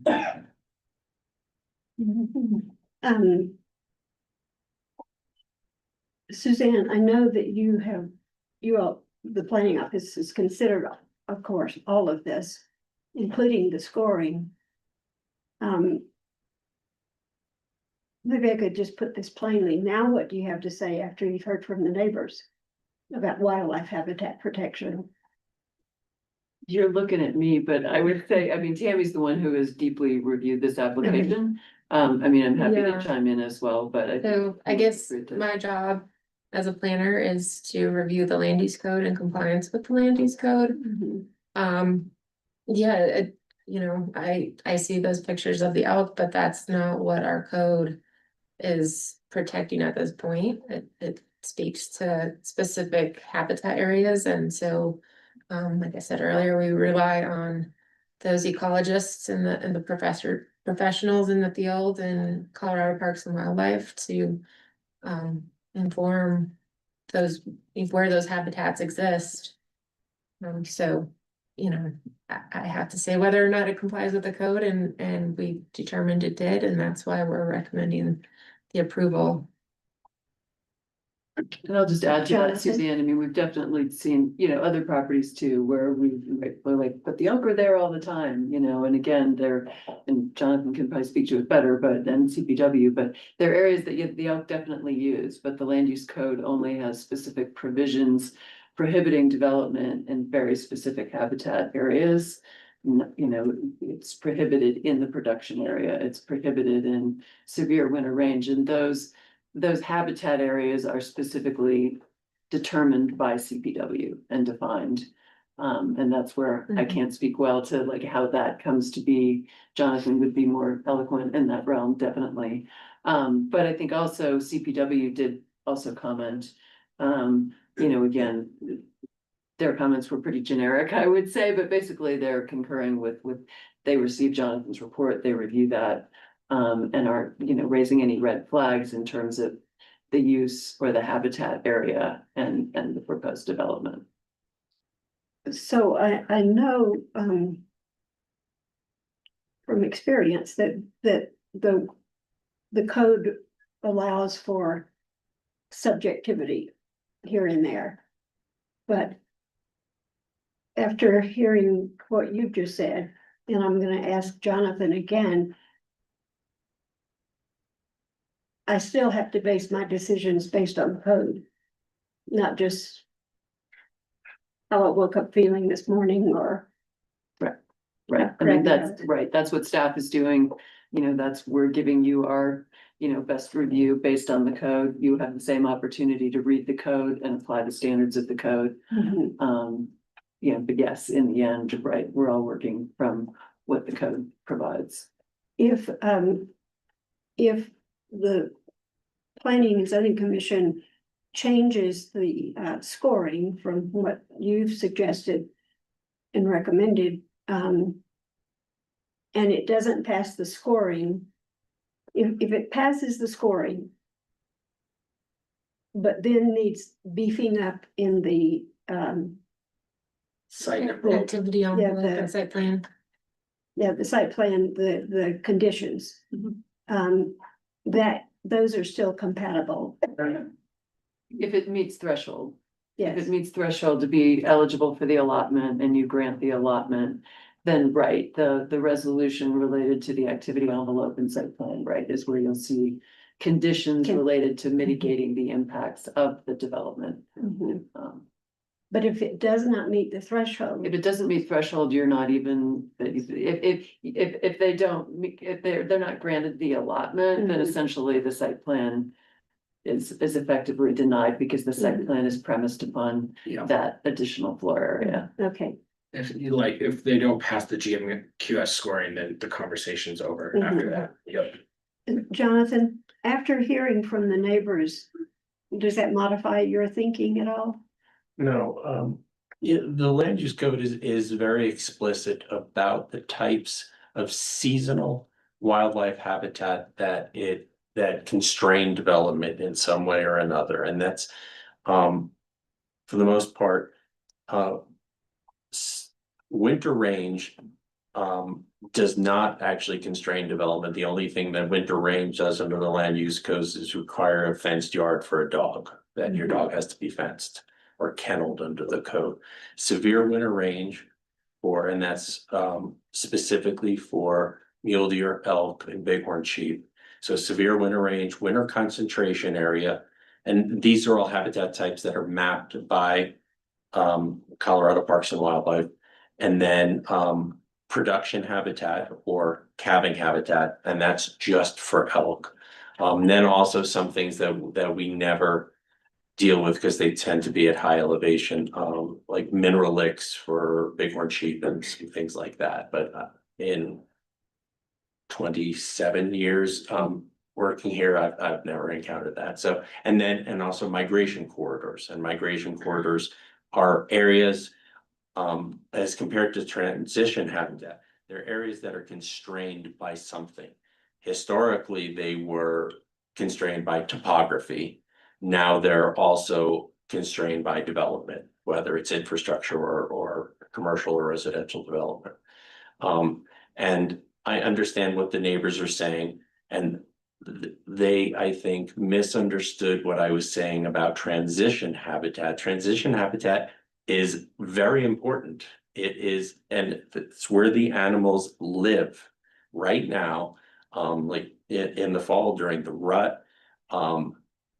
It's where they live between summer and winter range. The property is also summer range for mule deer and elk. They live there during the summer.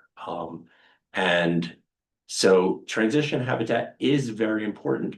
It is, but it's very sort of nebulous. It's how the animals move across the entire landscape. So as they move down from, let's say, the Maroon Bell Snowmass Wilderness area across like the Sugar Bowls or the saddle between Snowmass and Buttermilk.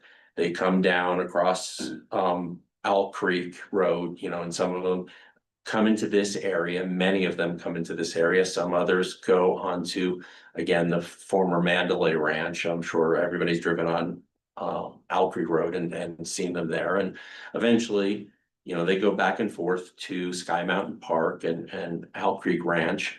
But eventually, as the snow builds up, those animals eventually push down valley towards Wildcat and Williams Hill for the most part. But so this time of year and in the fall and in the late spring into the calving season, that's where these animals live. It's not, again, like the wildebeest are migrate through. They live on this property and the surrounding area, the Pfisters, Buttermilk, and again, the former Mandalay Ranch. I keep saying former Mandalay because I can't remember what it's called now. Sunny Ranch, right? So this is habitat. And yes, the elk are out there grazing in the anthropogenic or man-made former hay fields. They like that grass. Historically, that was sagebrush before that, and they would eat the grass below the sagebrush. But then they go back and forth and they bed down during the heat of the day in the aspen. And it is habitat, but it is not regulated under the land use code. It doesn't affect development under the land use code. So, and I know the neighbors don't like it when I say it, but the aspen habitat is far more important because that provides cover for the calves.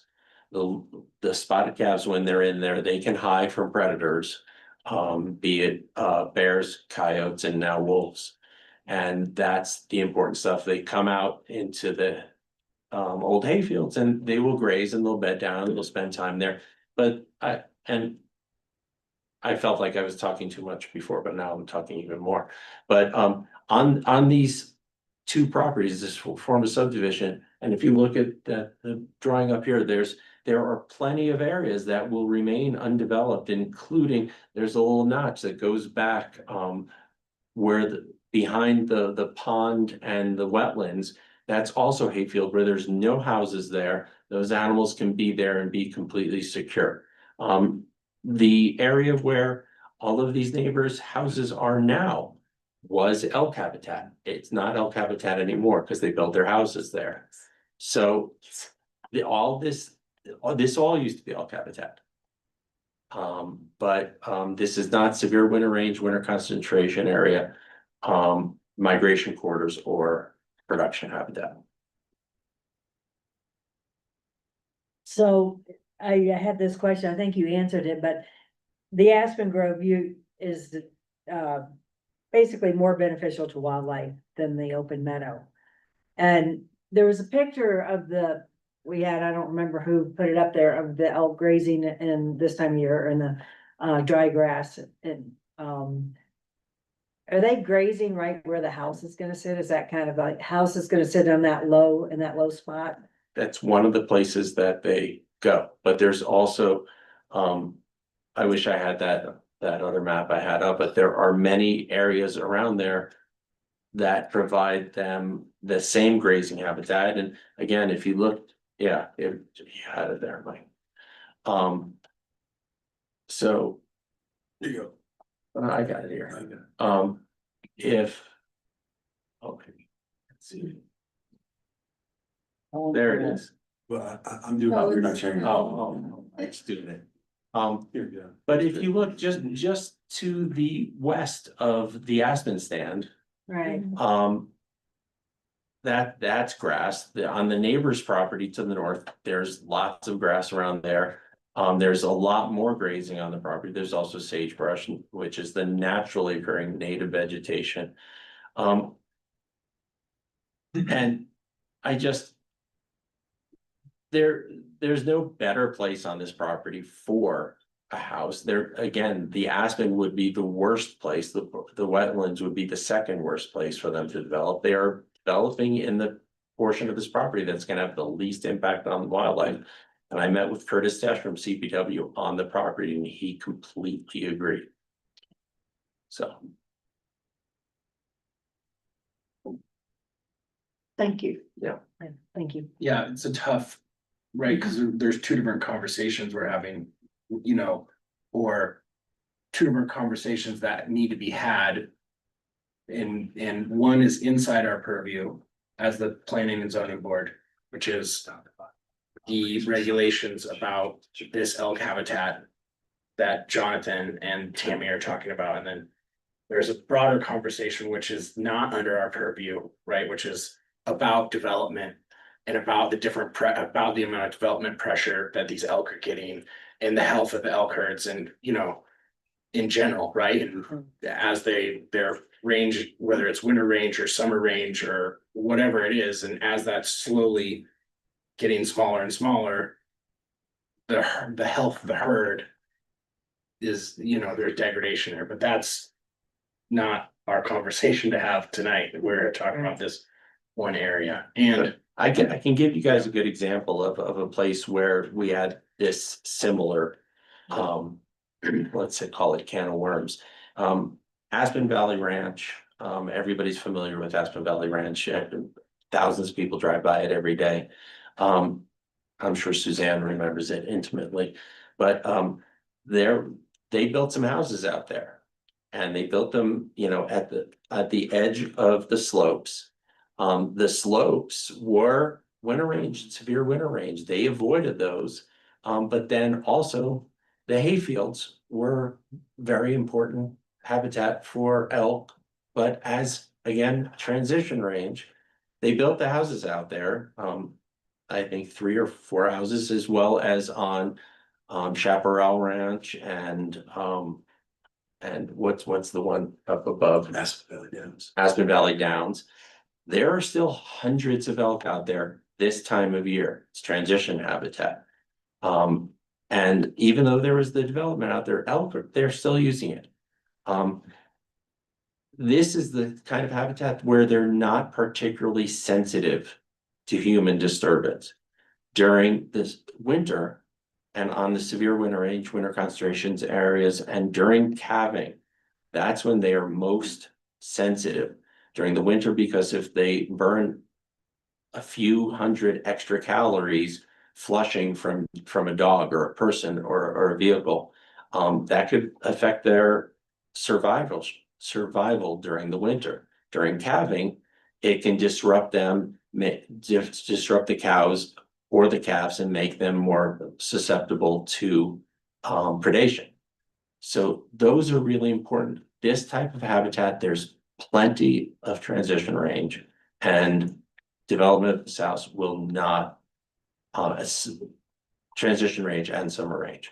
Development of the south will not negatively affect either of those habitat types. Thank you very much. Okay.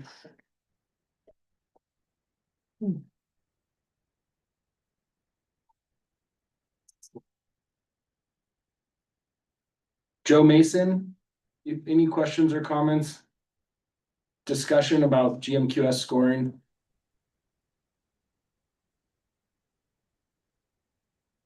I don't know if this fits at all, but is there consideration, I believe there is OWTS on the site.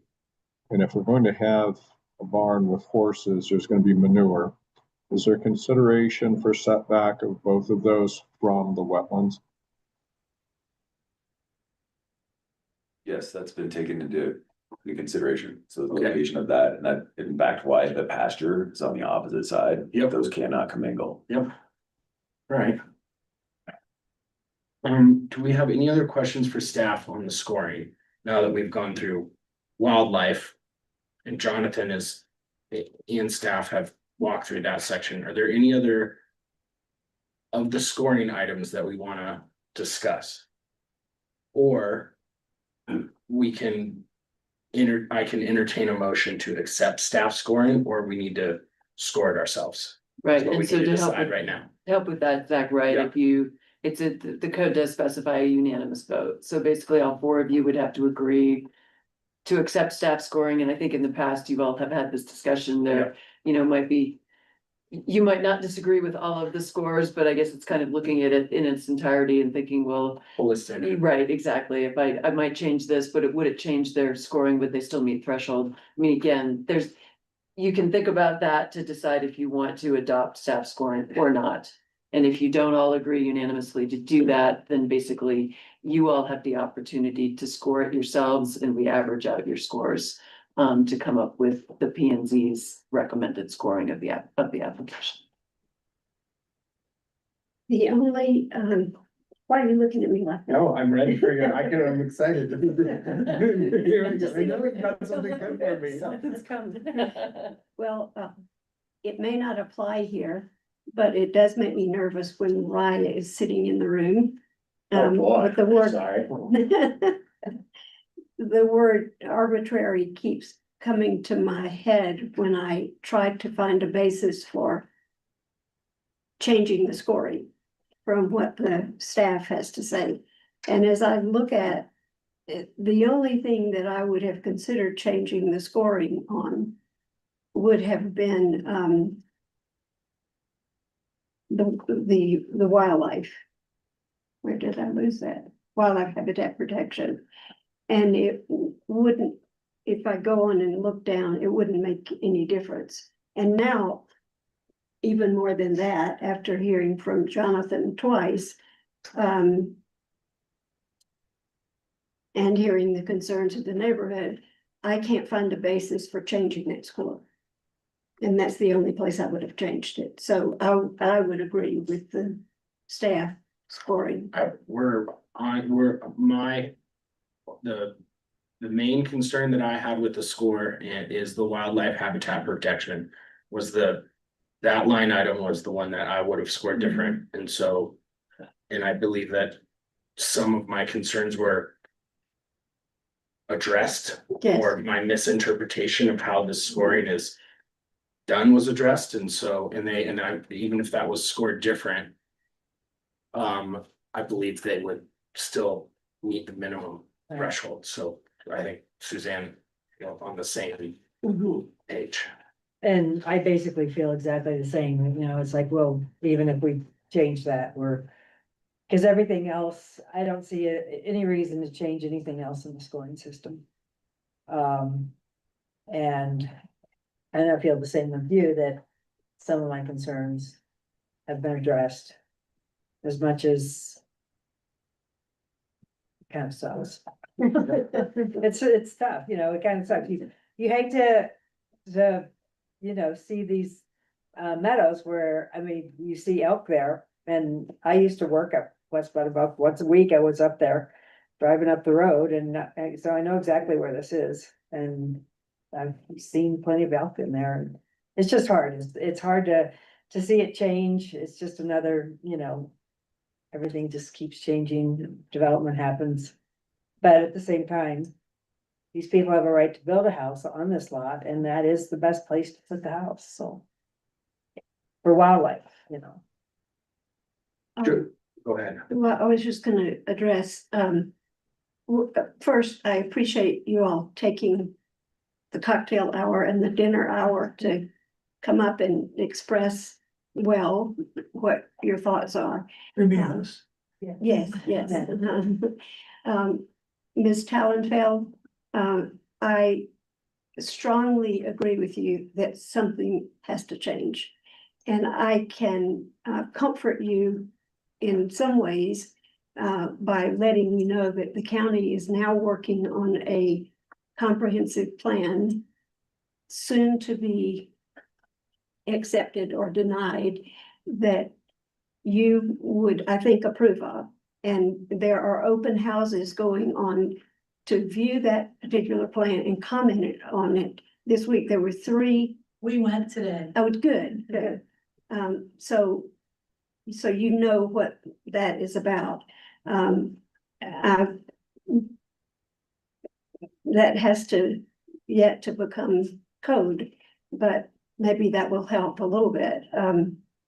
The other thing you might do is keep your eye on the Planning and Zoning Commission, and when there's a vacancy, come help. I said that to Ruthie. When I sat down, I said, I'll get on the P and Z. That's good, that's good. So I think I hope I have explained to you where I stand in this. You certainly have my sympathies, and I agree with you in many ways, especially that broad concept. Thank you. Yeah. I think Jeff wanted to Mr. speak. Houston, would you like to make a comment? Jeff, if you don't mind me to sit here, I personally have no problem with what they're doing, because that's what the rules are. They bought a property, they pay a lot of money for the property, they wanna build what they wanna build, terrific, more power to them. And as long as they meet the legal requirements. The only concerns I have is how they do it, such as the driveway, such as the corral or pasture or whatever they wanna call it. I think that they lump the property in probably the only ideal spot to put things together, because everything else doesn't fit. Even when Randy and Glenn Horn did the original subdivision and the original building envelope, it was further down toward the west, I guess. West, southwest. Anyway, I think what they're doing is great. I'd rather have a smaller house, I'd rather have a smaller barn, but the access, I think, is very important. In that it cuts across that meadow, which makes no sense whatsoever. And the corral, whether they change it from the sage, which they can't use because horses won't live in the sage. The dirt or field grass is another quote problem. Thank you very much. Thank you. And this leaves I'm also was listening closely when you were talking about the driveway, and I have more questions about the driveway. It wouldn't change my scoring, but in the next discussion, if this passes threshold, in the next part of the discussion, we can still discuss that or any possible changes to it. Yeah, that's where we. Okay, yeah. dig And into just that. a point of clarification too, so there is a resolution, there are 2 resolutions in your Yeah. packet, obviously. And one for the scoring would actually be, the P and Z does actually award those allotments, it says forwarding to the board. But it's actually you all, if you adopt that resolution, you are awarding the allotment. Yep. we forward the scores to the BOCC, but you're the final say on that. So it's just a change in the actual language of that resolution, but if you're taking a vote on it, it should be actually awarding the requested allotment. Okay, thank you. I wanted to offer up one thing that was in the packet that I didn't mention in the presentation. And I don't know if it helps with your uneasiness with the wildlife category. But it was committed to in the open space category, I believe, which does some of these categories kind of saddle each other in terms of their impacts. So one thought was to put that wetland area and the setback, the 150-foot setback from that property line, right? Those are technically protected from development. One, the wetland through our code, and then the setback through that private agreement with the property owner. So one thought was to just place all of that with an extra layer of protection in that conservation easement. I don't know if that would sway making you feel better about the way those points were awarded and giving a little bit more weight to conservation efforts for wildlife, but that was just one suggestion in that memo that we could consider. Okay, thank you, Tammy. Joe Mason, we were on the discussion now of accepting staff's scoring, and I just wanted to get your comments, see where you're at. I think first I want to thank members of the public for really, so I think stating your preferences in a clear and balanced manner in a way that made us all think, and I really appreciate that. I've seen worse when it comes to the wildlife, so that's not my major concern. I feel that the water and wetlands really gets ignored a lot of times, and that's very important to our valley. I'm satisfied with what I've heard. And so I'm satisfied with things. Okay, thank you. So I would, at this point, entertain a motion to accept staff's scoring as the first part of our agenda, Sydney? So moved. So we have a second from Suzanne, and then I will take a vote on accepting staff scoring, and we will be voting on accepting the GMQS staff scoring for the Varian Mountain Property LLC. And Julie. Yeah, sorry. Now I thought everything good until then. I'm a favor. Favor, Suzanne? Are you asking me to vote? Yes. Yes. Joe? Yes. And I vote yes, so staff scoring passes unanimously. So now we move to the second step of this, which is activity, The activity envelope. the activity envelope, correct? Activity envelope and site plan I'm review. just gonna have a quick like little timing moment here. Yeah, do you wanna take, we can take No, 5 minutes too. no, I mean, question for you all would be, are you good to stick this out? You do have another item on your agenda. I saw that. So there's a sort of a time commitment there. And I guess with all of that, if you're willing to stick it out, do you want me to get you some food?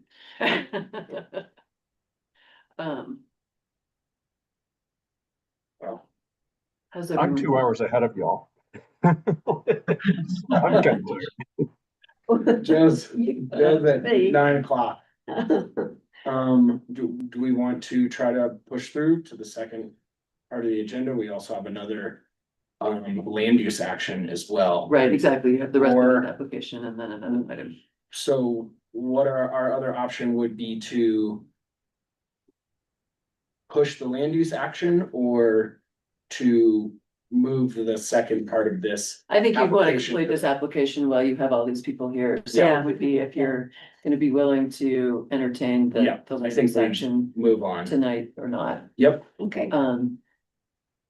So, sorry, so complete this. Yeah. Are you willing to also hear the Snow Capital overlay? I guess we'll see what time we get to. Okay, you Yes. wanna go, okay, Yeah. start there, okay. Yeah, I okay, don't wanna make okay. any I just wanted promises. to make sure that I was taking 9 care of o'clock you at and night, making yeah. sure. Thank you. Okay. I'm an energy bar, I can, Okay, I can get I snacks. never go upstairs. anywhere without a snack somewhere. Okay. Okay, sorry. Okay, for so the- now, So, I presented the criteria for chapter 7 of the land use code, which is addresses that activity envelope and site plan review. We didn't hear from Mike in depth Yep. about that, so I guess I'd put it to the commissioners if they want to hear more or if they're satisfied with what's been presented. Mike has. yeah, I'd like a to few more- hear the second part of Mike's presentation on activity envelope. Okay, good. Please. We're ready for that. Yeah. I'm gonna just skip a whole bunch of slides so we can get through. What we wanted to do was have Rob, the architect, talk about why we cited the residence, the driveway, everything we did to do what we put forth today. And then we have Dave Carpenter here to talk about the landscape plan and other site requirements. Which will include some discussion on the existing driveway, the proposed driveway and why we cited it there. And then we have some analysis on some alternatives and what they do. Okay. So Rob's gonna go first. We appreciate it. That's a good place to start. So, I'm Rob Sinclair. I've been in the valley since 1991.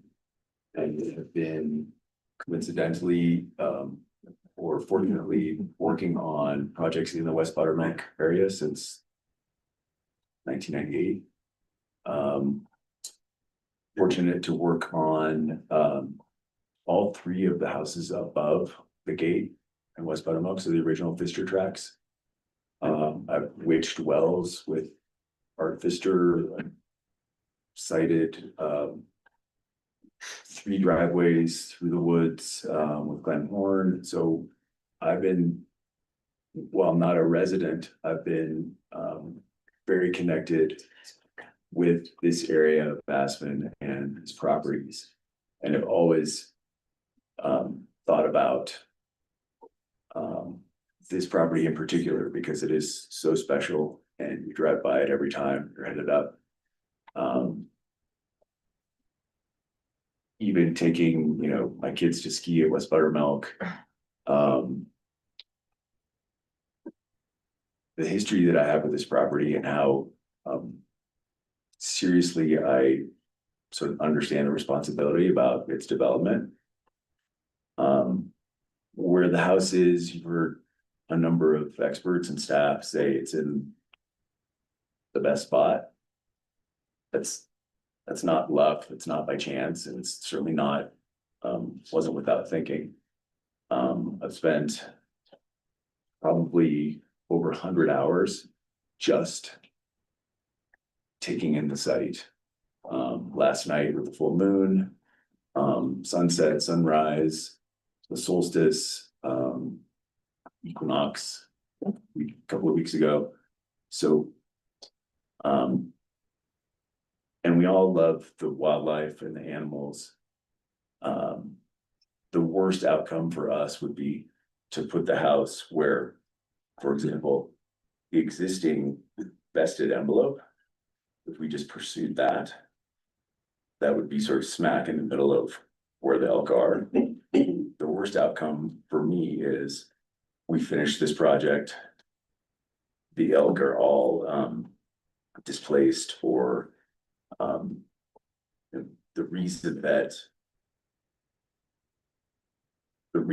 one of the big reasons, as you heard from Brian, is their stewardship around this property is for me as well. I mean, it's emotional because of sort of my connection and tenure on this part of the valley.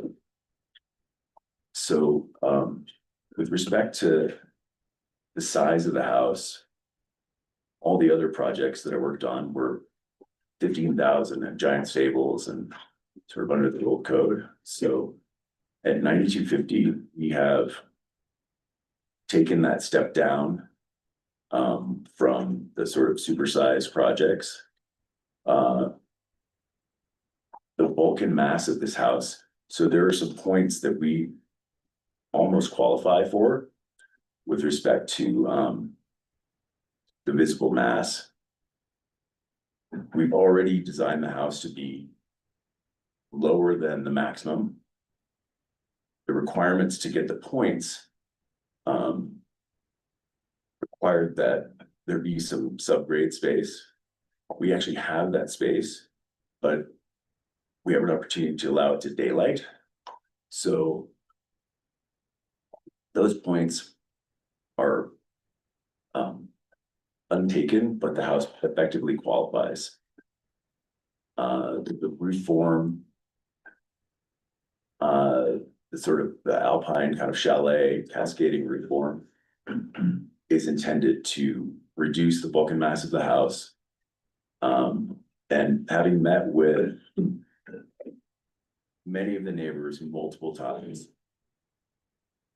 because I wanted to understand all of their concerns, what the objections could be,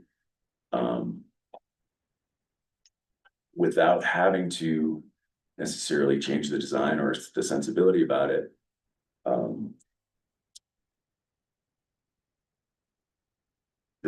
The most important thing was don't block my views.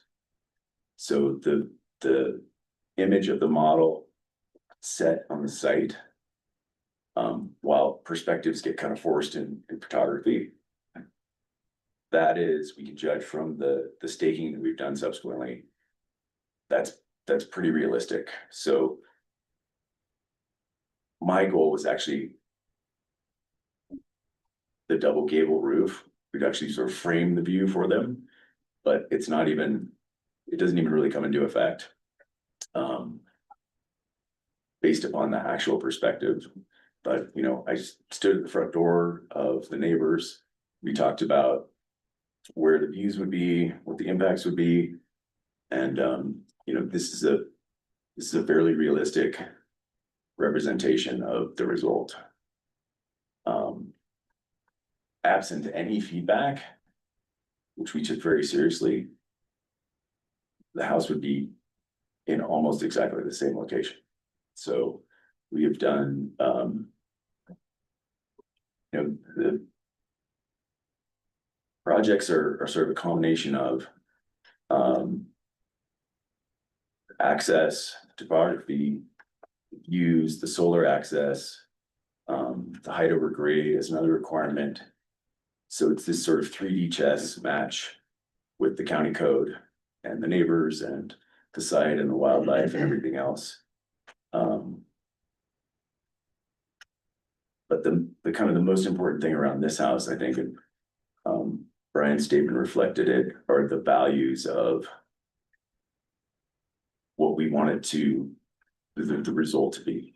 So stewardship, respect, collaboration where we could, respect for wildlife and the environment, and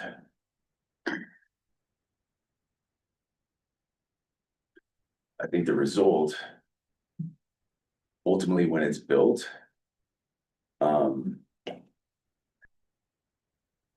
everyone's concerns are going to be easily addressed. You know, the materials are all natural. It's very traditional design. It's not contemporary like the majority of the neighboring homes that have been recently built. So, and the main views are focused obviously on the opposite side. So even the profile facing up towards the neighbors, the materiality, the bulk and mass, and how we're framing the views. Again, it's not luck, it's a ton of work. And as you heard others say, it's honestly in the best location. Great.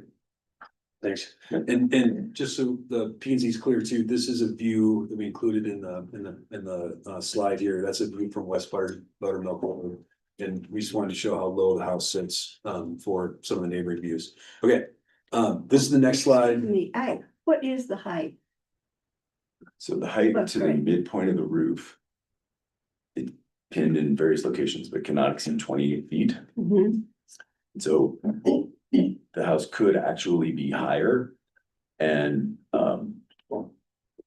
it doesn't need to be. I mean, the design of the house it achieves the client's goals, the requirements of the code, and my sort of design sensibilities without sort of maxing everything out. What is the height? So the height the maximum height is 28 feet to the midpoint. I understand. So we are at about 26 and a half. I see. And if we were at 25 foot 3 inches, we would qualify for this sort of extra point. I'm not sure what somebody tell me if I'm out of water in asking this question at this point. I noticed in the packet that there is an outdoor fireplace planned. Where is that as we look at this? So it's on the opposite side. So it's not visible from any of the neighbors. We can show you on the next slide too. Okay, because I have some questions about that. Good. Okay. Should I flip? Okay, great. Okay, this is the site plan, landscape plan, and Dave Carpenter is here, and he's gonna go through some of the key elements of this, and also touch on a couple of the changes we made at the request of the neighbor across the street. Okay, if you want to point it, you can do the laser. Maybe you just help me in this. Okay. So you heard about the stewardship. They're great people. They're doing a good job with the different ecosystems. A couple things were missed. In the Sage Meadow, any disturbance in the Sage Meadow, what's going to be replaced there is sage, native grasses, native wildflowers. So it's just supporting what's already there in terms of planting. The other thing the clients are doing is they're doing weed management right now in the Sage Meadow, which is substantial because the weeds have taken over the Sage Meadow. The wetland, we'll just call it wetland. We can talk about emergent or whatever, but the wetland is getting additional planting associated with it, repairing and planting of shrubs in an effort to help bolster the plant materials, the wetter plant materials for the habitat around the pond and the existing wetland. The aspen forest is Jason Jones. I don't know if you know Jason Jones's company, Aspen Tree Service. I guess it's changed the name now, but he's working on forestry and forest management to help make the aspen forest healthier as well, because it's in some disrepair as well. So all the things that you've heard about stewardship are really taking place on with these different ecosystems. There is some around the house per se. There is some ornamental planting that would be non-fruiting trees that might flower but wouldn't have any fruit to bring bears in, and shrubs, same thing, and perennials right around the base of the house as well. So there is some ornamental planting at the house itself. Everything else is really natural, really native, low water use, unless it's adjacent to the wetland. So that's the overview of the landscape. We did have some planting shown along West Buttermilk that we originally intended to put in there as sort of screening between the house and the road. And the neighbors had concerns about that planting. So we removed that and we're just leaving the native vegetation. If I can just add to the letter you have that Tammy handed out, that's in reference to Jody's letter, Exhibit A. So that's what he's referencing, and that's the amended landscape plan we gave Tammy this afternoon.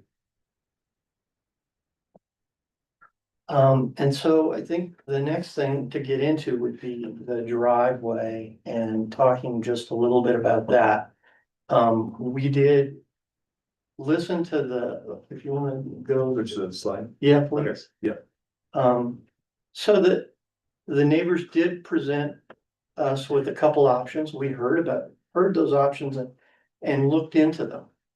And so, you can see the original platted driveway, which we've held to on the upper portion of the site. You can see the neighbor option, I'll just call it the neighbor option, which is that second one there that the cursor is on. And the third option is a more direct route down to the barn from West Buttermilk Road. So let me just frame this for you. Simply put, as you connect to West Buttermilk Road, you're connecting higher up. So you're gaining more elevation that you have to take up in the driveway. And so as you work your way to these higher connections, you get a steeper driveway. And the drive itself is even shorter in those locations. So you're amplifying that steepness as well. So down below, what you're seeing is a cross section through the middle of each of the driveways. And so the top, let's stop at the top, is the one going down to the barn. It's the shortest distance. It's 200 feet and it goes the highest in terms of elevation change. And so that's almost 25% slope on that driveway. Your maximum for the county is a 10% slope. So it's substantially over anything that we could possibly do and get county approval on.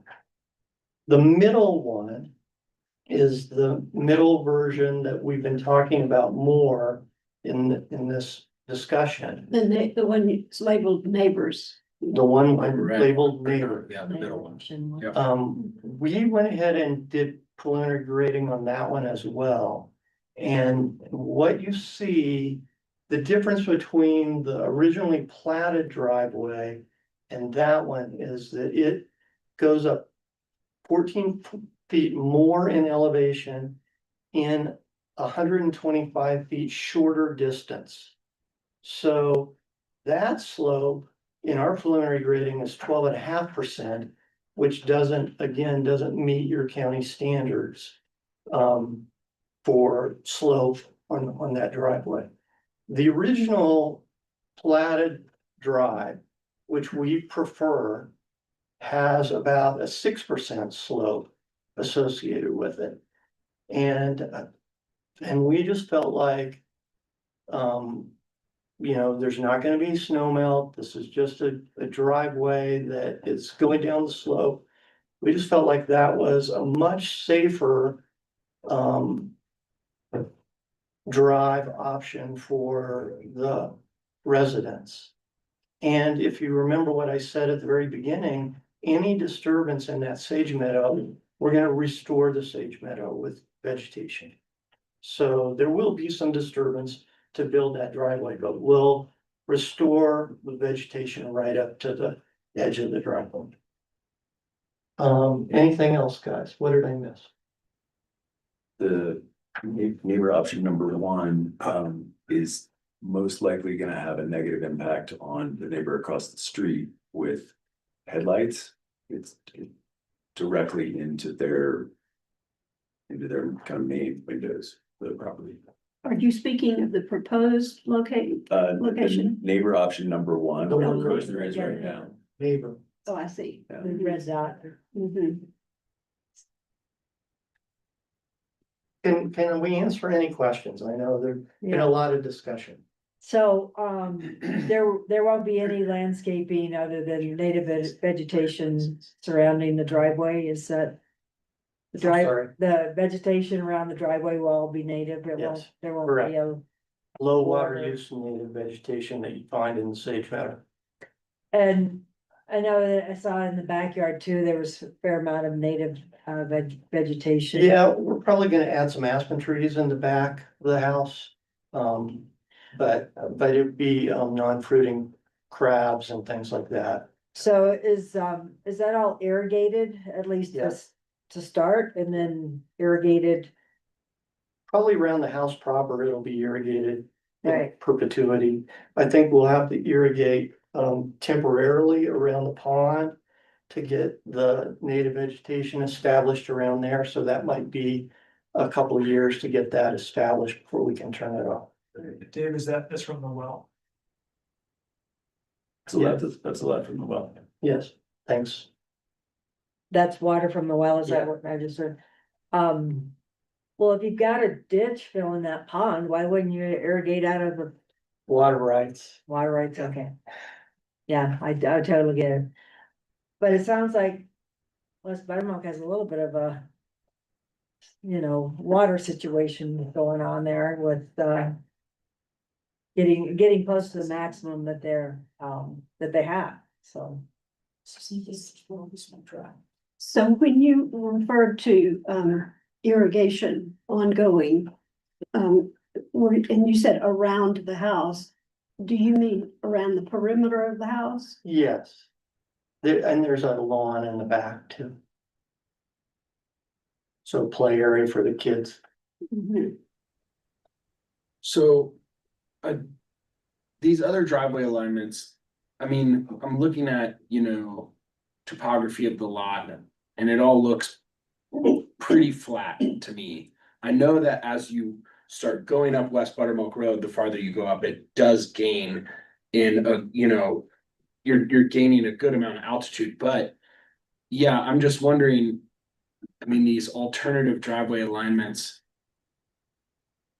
The grade that you're telling me, the 25% is really, in my head, it's not lining up with what I'm seeing on the map, but I mean, I guess what is the least amount of cut or effect that could be done to that meadow would obviously be the best outcome for everyone, right?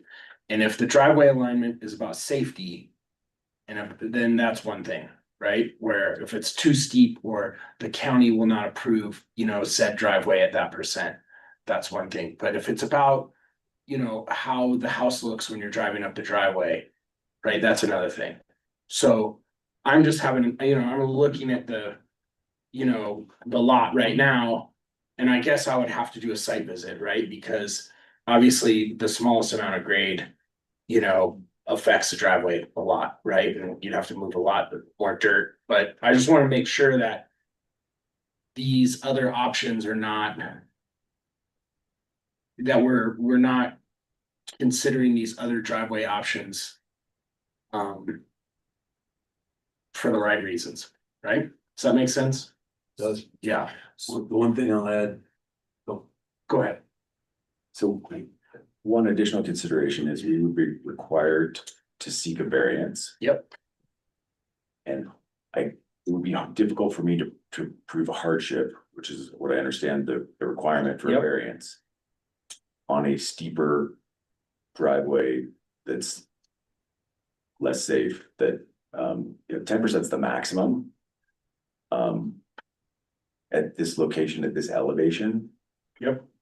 I don't wanna be near the maximum if I don't have to. And that disturbs more area, which was your question. Right. Those steeper ones would disturb more. There's also within the 100-foot setback. A 6-foot maximum rating, which we would exceed by. Almost double. Okay.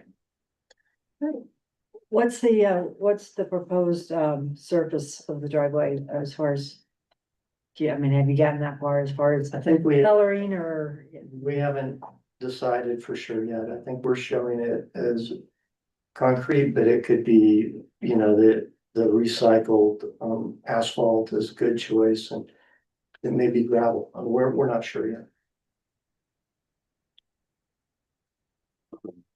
One thing I add to Zach is that, the proposed driveway alignment, it wasn't just proposed out of thin air. I know, Yeah, yeah, it's a platted, yeah, we thought, hey, this is in the plat, we should use this. yeah. No, I, So if that helps with Original. P and Z, and we appreciate the alternatives, we really do. Yeah. But the results of studying these is what you're seeing right now. yeah, and I understand there's a lot of other. When driveway alignment, there's a lot of other things to take under consideration, you know, like. The safety of the cars that are coming down West Buttermilk Road, going up, down, what speed they're going at, how they pull out into the driveway. And if you're pulling out on that steeper part, the cars can't stop and on the icy road, and you know, so there's a lot of. I understand there's a lot more goes into That's it. great, because I can go into those details if you need me to. No, wait, no, we're not there yet. Just so you know, too, Zach, Yep. we have a civil engineer on the call too, if Yeah. you want to go to that depth. If I want to go into traffic safety engineering, no, what we're gonna go, I think brevity is Okay. the soul of wit right now here. Any other questions on driveway alignment? Yeah, I've got something. I mean, it's great to think about revegetation and what it looks like when it's done. Not a betting man, but I would bet you're talking about a 3 to 4 year construction phase here. And even with a 6% slope, you're going to tear that up in the winter and it's going to be a mess. So that leads me to wonder about, is this the right forum to talk about construction management plan? And if it is, neighbors, I want you to think about that. You know, where are vehicles going to park? How are they going to access? Is everybody going to go up and down and park on the property? Or are we going to have vehicles along the road, et cetera, et cetera? You know the drill. Yep. Right, thanks, Joe. Mr. Yusum, did you have a comment? Yeah, I think the straight driveway on the east side is not even worth thinking about, but this doesn't make any sense. Yeah. I'm trying to save as much of that meadow as possible. And which is why I drew that middle one there. Yeah. In reality, I can understand what Dave's saying. I saw his sketch and so forth, but you really gotta be there to see it. Yep. That driveway, that entrance is just below Lizzie's driveway, that's what they make excavators for. Yeah, I mean, you just can't say, well, let's just put the driveway across this piece of ground. right. One way to solve that is just below the entrance, just below, or just west of my drawing. If you come in from there, which is maybe a little bit shallower, then parallel Buttermilk Road to some extent, and then cut down toward the west end of the house. That'll save as much as possible of that meadow, and of course, it'll move the corral area or whatever you want to call it, closer to the east and maybe fatten it out a little bit as per my drawing that it's in your packet. Thank you. But your idea of going out there makes sense. Mike, what's I guess. Do you have more for us? Unless you want to go into more details on driveway, I think that's what we've got. I think we're done with driveway. Yep. Thank you. Zach. Yeah. Suzanne asked a question about the fire pit. Oh, that's right. Outdoor fire pit. Yeah. Yeah. And we'll highlight where it is. It's next to the pond. So, there's an outdoor fire pit. Yeah, down just a little bit toward the barn, right there. There's an outdoor fire pit right there. That would be gas. Please don't do it. Why gas? Why not just a wood fire? I think you're not allowed to do wood fire. Wildlife hazard, right? wildfire. Wildfire hazard. Can I add one more Fire comment? hazard, sorry. Yeah, what, talk to me about this, the energy storage in the barn, is that batteries for solar? Right. And the 4,000 square foot barn. What's the internal layout of the inside of this barn? So it has 8 horse stalls, a shop area and an attack area. Okay, It doesn't have a living room and a media room and a kitchen, does it? Just a massage room. So, I mean, to go where you're going, Yeah. that was one of the zoning comments. If they're gonna put that in there, it will count as that residential floor area. Yeah, so what, they'll need to move that or count it as floor But there's a area. 36 square foot credit, right? And for solar batteries. We're talking about the solar battery room, not the massage room. Right. we're talking about the solar, the energy storage all inside of the barn. Right, and so, Yes. yeah, Because we're proposing that the entirety of the barn roof would have house the solar array. yeah, Yeah, I think to ease your concern, zoning will review that Yeah. and, right, either count it as floor area if it does count That's- or if it's exempt. yeah, and just in a broader. Point of view, so many of these barns now in the county. Never see a horse in their whole entire life and become converted and become an event space or a wedding barn or some barn that ends up having a party every other Or weekend. guest And house. that, or a guest house, and so, you know, this 4,000 square foot barn, you know, this is. It's meant to be an ag space, right? Not Absolutely. a pseudo ag space in a wedding venue, so. That's just Understood. something I'm gonna say out loud and everyone knows, but you know. That I've seen this a lot now, and I think that just, you know, hopefully there'll be horses in the barn and not events. Yep, Yeah. There'll be a covenant that gets recorded Yeah. against the property, and Brian and Jessica are aware of it, that it has to be used for agricultural purposes. yeah, And the county can give notice to Brian and Jessica and Yep. come and do an inspection, and we're aware of that. And if their obligations or their promises are not met, then what happens? They get to talk to me. Oh, good. Practically speaking, there are a couple things they could do. They could lose their development approval and the right to have the allotment that they have here today. Or I could go talk to the district court next door and get them to convert the space back to a barn approval, or back to a barn space. There's also a fining mechanism under the code, so there's a combination of things that can be pursued. Okay. I'd like to go back to the fireplace, the outdoor, and I will say to the owners. I'm trying to get at you where you live with your commitment to stewardship. The having, from my point of view, having served on this board for some time and before, years ago, having served on a joint board of the city and county having to do with clean air. And now with what we know about climate change, the idea of an outdoor fire pit fed by gas,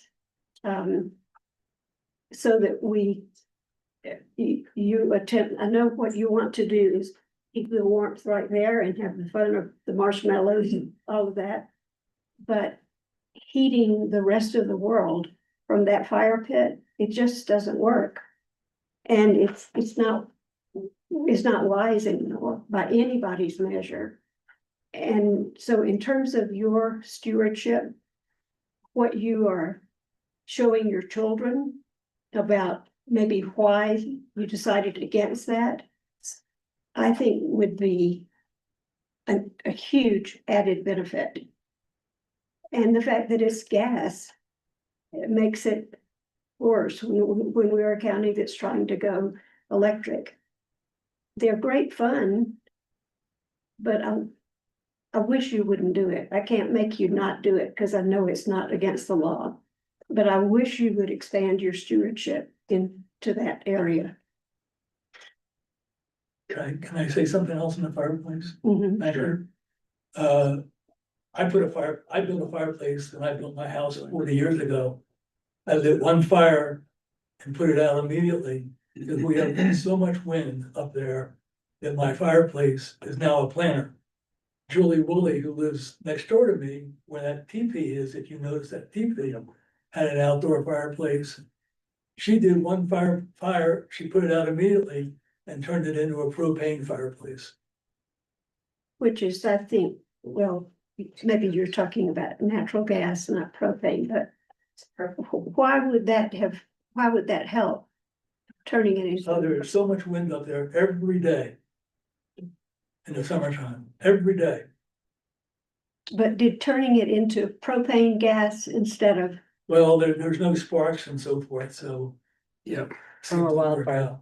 Yeah. But the sparks fly when you put a regular wood in there. under our fire regulations now, there would be days that the fire restrictions would Yeah. keep them from using it even. Like this summer, when we went into phase 2, even if you have a gas fireplace for the large amount, a large time of this summer, there was phase 2 fire restrictions, which was like no open flame, Mhm. period, Yeah. right? And so, Mhm. and then, phase 3, it's, yeah, so there's wildfire restrictions based on how dry it is that prevent stuff in stages. Mhm. Yep. So if we have say about that, I would say, I would add a condition that they not have one. For every reason we've just talked about, but I think that what we're up against is that they or anybody they would rent to, or anybody who would just be using the house would need to be highly educated in terms of wildfire here. As is everyone in the, valley, I mean, it's no, this property is no different than any other one that. I know, but right now, do we have a choice? Our regulation doesn't prohibit that. Yeah. I mean, again, Mhm. so then it's just right It's allowed under the code. it's allowed under the code through the fire stage, that, there could be temporary restrictions on the use of it, but that's countywide, not specific to the property. Okay. So again, I would appeal to you, and I know you don't have to answer that.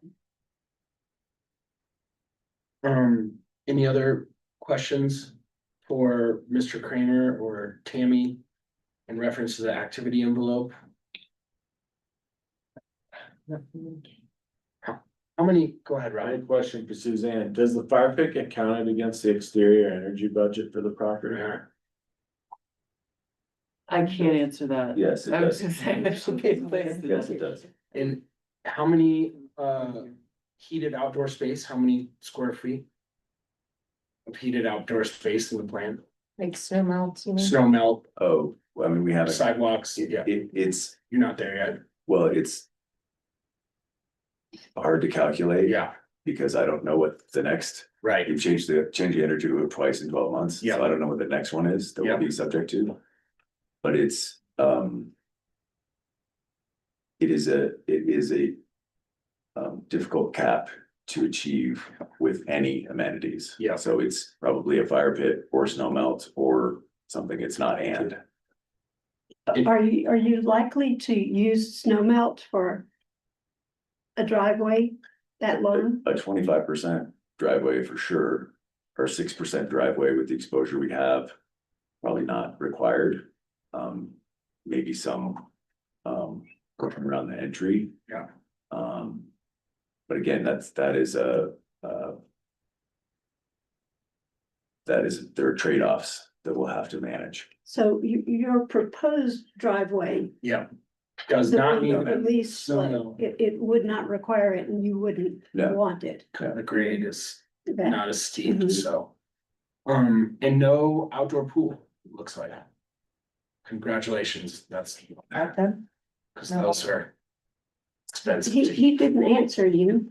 What was that? He just said, It's, pools are illegal. Yeah, so, okay. yeah, Can I ask a question? I'm sorry. Please.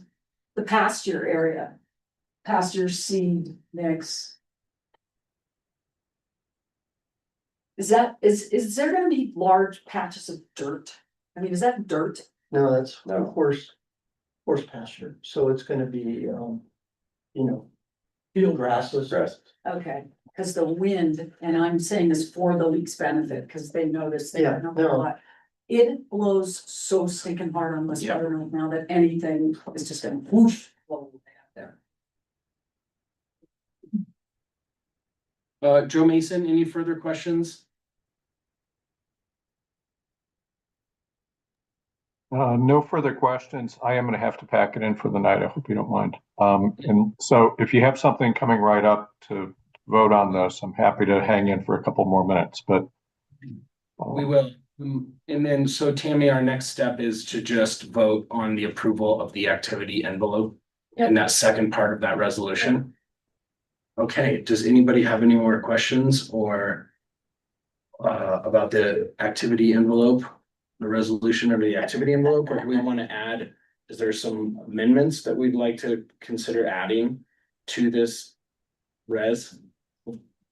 Or you're looking at me like that might be the, having to do with the outdoor. Well, that it's a And I tough think one. that- Yeah, I think it's an impossible one. Yeah, And as far as the driveway goes, the Newsom's comments about the driveway, I heard and they made sense. And then when I look at the slopes, I can't see that I could go with one, vote on having one that is more steep, a higher grade. You gotta see it. Well, that would be the other thing, to do a site visit. But, but a grade is a grade. I mean, in terms of my eyesight wouldn't help me much, but I do understand grade. That's why they have fill. That's why, That's why they have fill. Extra dirt put in I see. to decrease the grade. Which ends up being more impactful to the site. You're right. so if we don't have any further questions or questions for staff or the applicant, I would entertain a motion to approve the Berrien Mountain Properties LLC activity envelope and site plan. Mike, am I getting ahead of myself? No, we had one, the resolution looks great. We just have one edit we'd like to stick. Please, yeah, let's get it in there. Yeah, everything was good. Condition 14C. Regarding wildlife. Ryan and Jessica bought the property and there's code compliant 2-rail fence along the West Buttermilk Road and along the southern property with boundary with the Fisters. 14 perimeter fences are, okay, yeah, go ahead. It's not along the western property boundary. Yep. We would like to keep it. We bought with the property and inherited it that way. We'd like to not remove it. So your edit would be like that you would like to keep the fence, Existing. the perimeter existing fences. perimeter fence. And so in mind too, it doesn't go around the entire property. It's just along West Buttermilk Road and that southern property boundary. So we removing 14C southern property boundary from the recital, Is it, where we be. Where are we here? We're on resolution, activity envelope, site plan 14C. They want to keep the fence. is that, Should stay. It's perimeter fences are prohibited except for fencing immediately adjacent to the building to contain pets or livestock, or fences to intended to retain livestock. Shall comply with the following. Am I reading the condition wrong? yeah, I think it says except for fencing immediately adjacent to buildings or. Well, yeah, I guess it could be clarified, but I think we would want it to be wildlife friendly, so Yeah. however we can. So what would the recommended clarification be, that we approve the activity envelope with wildlife friendly fencing? Or, Let's clear up the intent of Yeah. what we're trying to do first. There is no staff's recommendation is not intending to remove the perimeter fence that the applicant is concerned about. Is that correct or not? So, Already there. yeah, so staff's intent was to prohibit perimeter fencing except for the exceptions, which include. Containing pets and livestock. And then. Yeah, it was to prohibit, The fence. Yeah. That's the way it's written right now. Okay. Yeah. So that's the staff, yes, in order to, staff's position is that there should be no fencing on the perimeter. should all be removed, It should all be. and you guys wanna keep it? Yeah, we bought the property like it and we'd like to keep it. Is that right, Brian and Jess? Yes, I believe there's a covenant with the person we bought it from to keep it. Oh, really? Is it wildlife compliant? Yeah. It is, it's 2-rail today and it meets the height requirements. And keep in mind too, it's not along the shared property boundary with lot 1, it's not in the Sage Meadow, it's just, it's. It's just a West Buttermilk. We just add the existing wildlife friendly fencing, assuming it is, meets those standards can remain. You'd be comfortable with that, yeah. Okay. So let me try Can you say this. that it should only along West Federal Road. So that some future owner could have then put along the property line. Right. Yeah. The sections are. We can put that on the plat and have those sections that are existing. That's the section we want. On the site plan, you're saying? Yeah, put a note and also put it into this resolution. Good idea, yeah. So, So I have one more question. I want to be sure that we've heard fully from the people who've come in to comment, and as I was just saying a moment ago, I can't, at this point, in my mind, justify approving a driveway that has the 2 steeper slopes on it. And I think that what you were answering, Jeff, is you could take in fill and reduce the slope over that same, and I can't imagine that.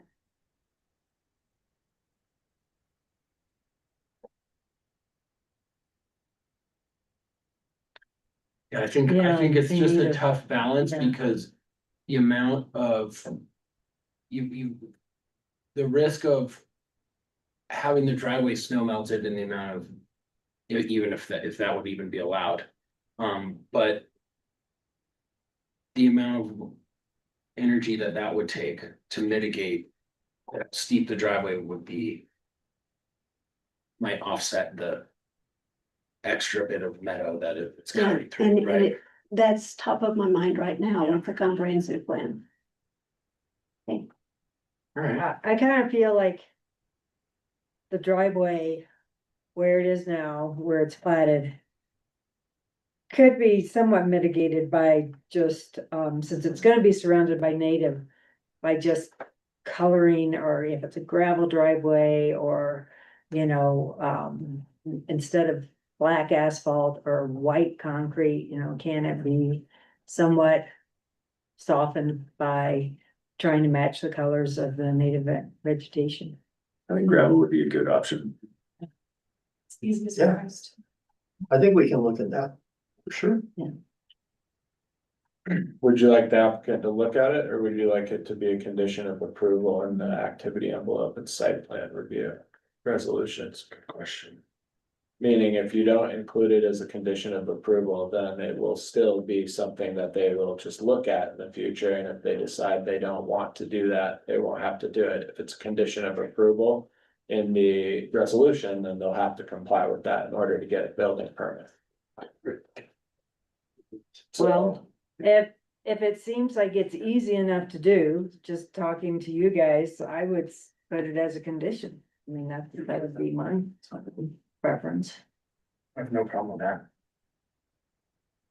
And the condition is color to match Blend. better with the. To blend in with the condition? native vegetation. And the material. Cause you could have colored concrete. Right. Should it be You're talking asphalt? about- Yeah, or are you talking about making it grass? Well, I think gravel would be a nice preference, but you know, it has its issues. Gravel driveways have issues, believe me. Well, instead of concrete. And so, I mean, they all do, yeah, I guess they all do. I think just color regardless of what the material is. Before we go quick talk to Brian and Jessica. Yeah. Make sure that he's got this down. Yeah. We haven't gotten this far Well, down. we have to figure out, so do we want the condition to be that they,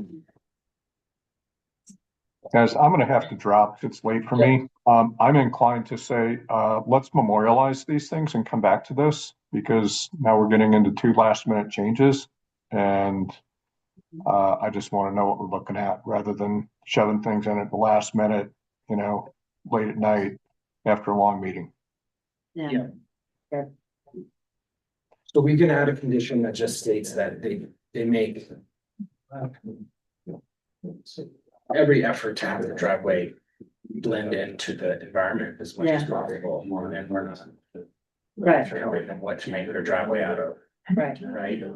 Just based on. Make every effort, whatever, yeah. Gravel or what it might not be. Cause they seem like, reasonable Yes. people, yes, they could sell the house and someone Yeah. later could asphalt it, but. Whatever. He came up with kind of some good wording, I was just saying, we could change the condition that just states that the applicant make every effort to create a driveway that blends in with the natural environment as much as possible. True do. Anyway, yeah, exactly. Sounds great. Does that sound all right? Yeah. Okay, so I would entertain a motion to approve the resolution for the Varian Mountain Properties LLC envelope and site plan with 2 additional changes. The first one being that the applicant to approve that the applicant can keep the existing fencing along West Buttermilk Road. And the second one being that the applicant will do everything in their power to create a driveway that blends in with the natural environment as much as possible. I Do you second. have a second? Okay, I guess I'm gonna call this to a vote right now. Suzanne? Yes. Yes. Yes, and I vote yes. Do we lose Joe? Looks like it. Yeah. Yeah, all right. And that is it. Thank you, P and Z. Thank you very much. Thank you very Thank you guys for your time. Thank you very much. Thank everyone for their time. Yeah, thank everyone for listening. Yep. And so I guess Suzanne, we are going to push the land use action to another. Yep, and I'd like Okay. to talk to you about some dates. Yep.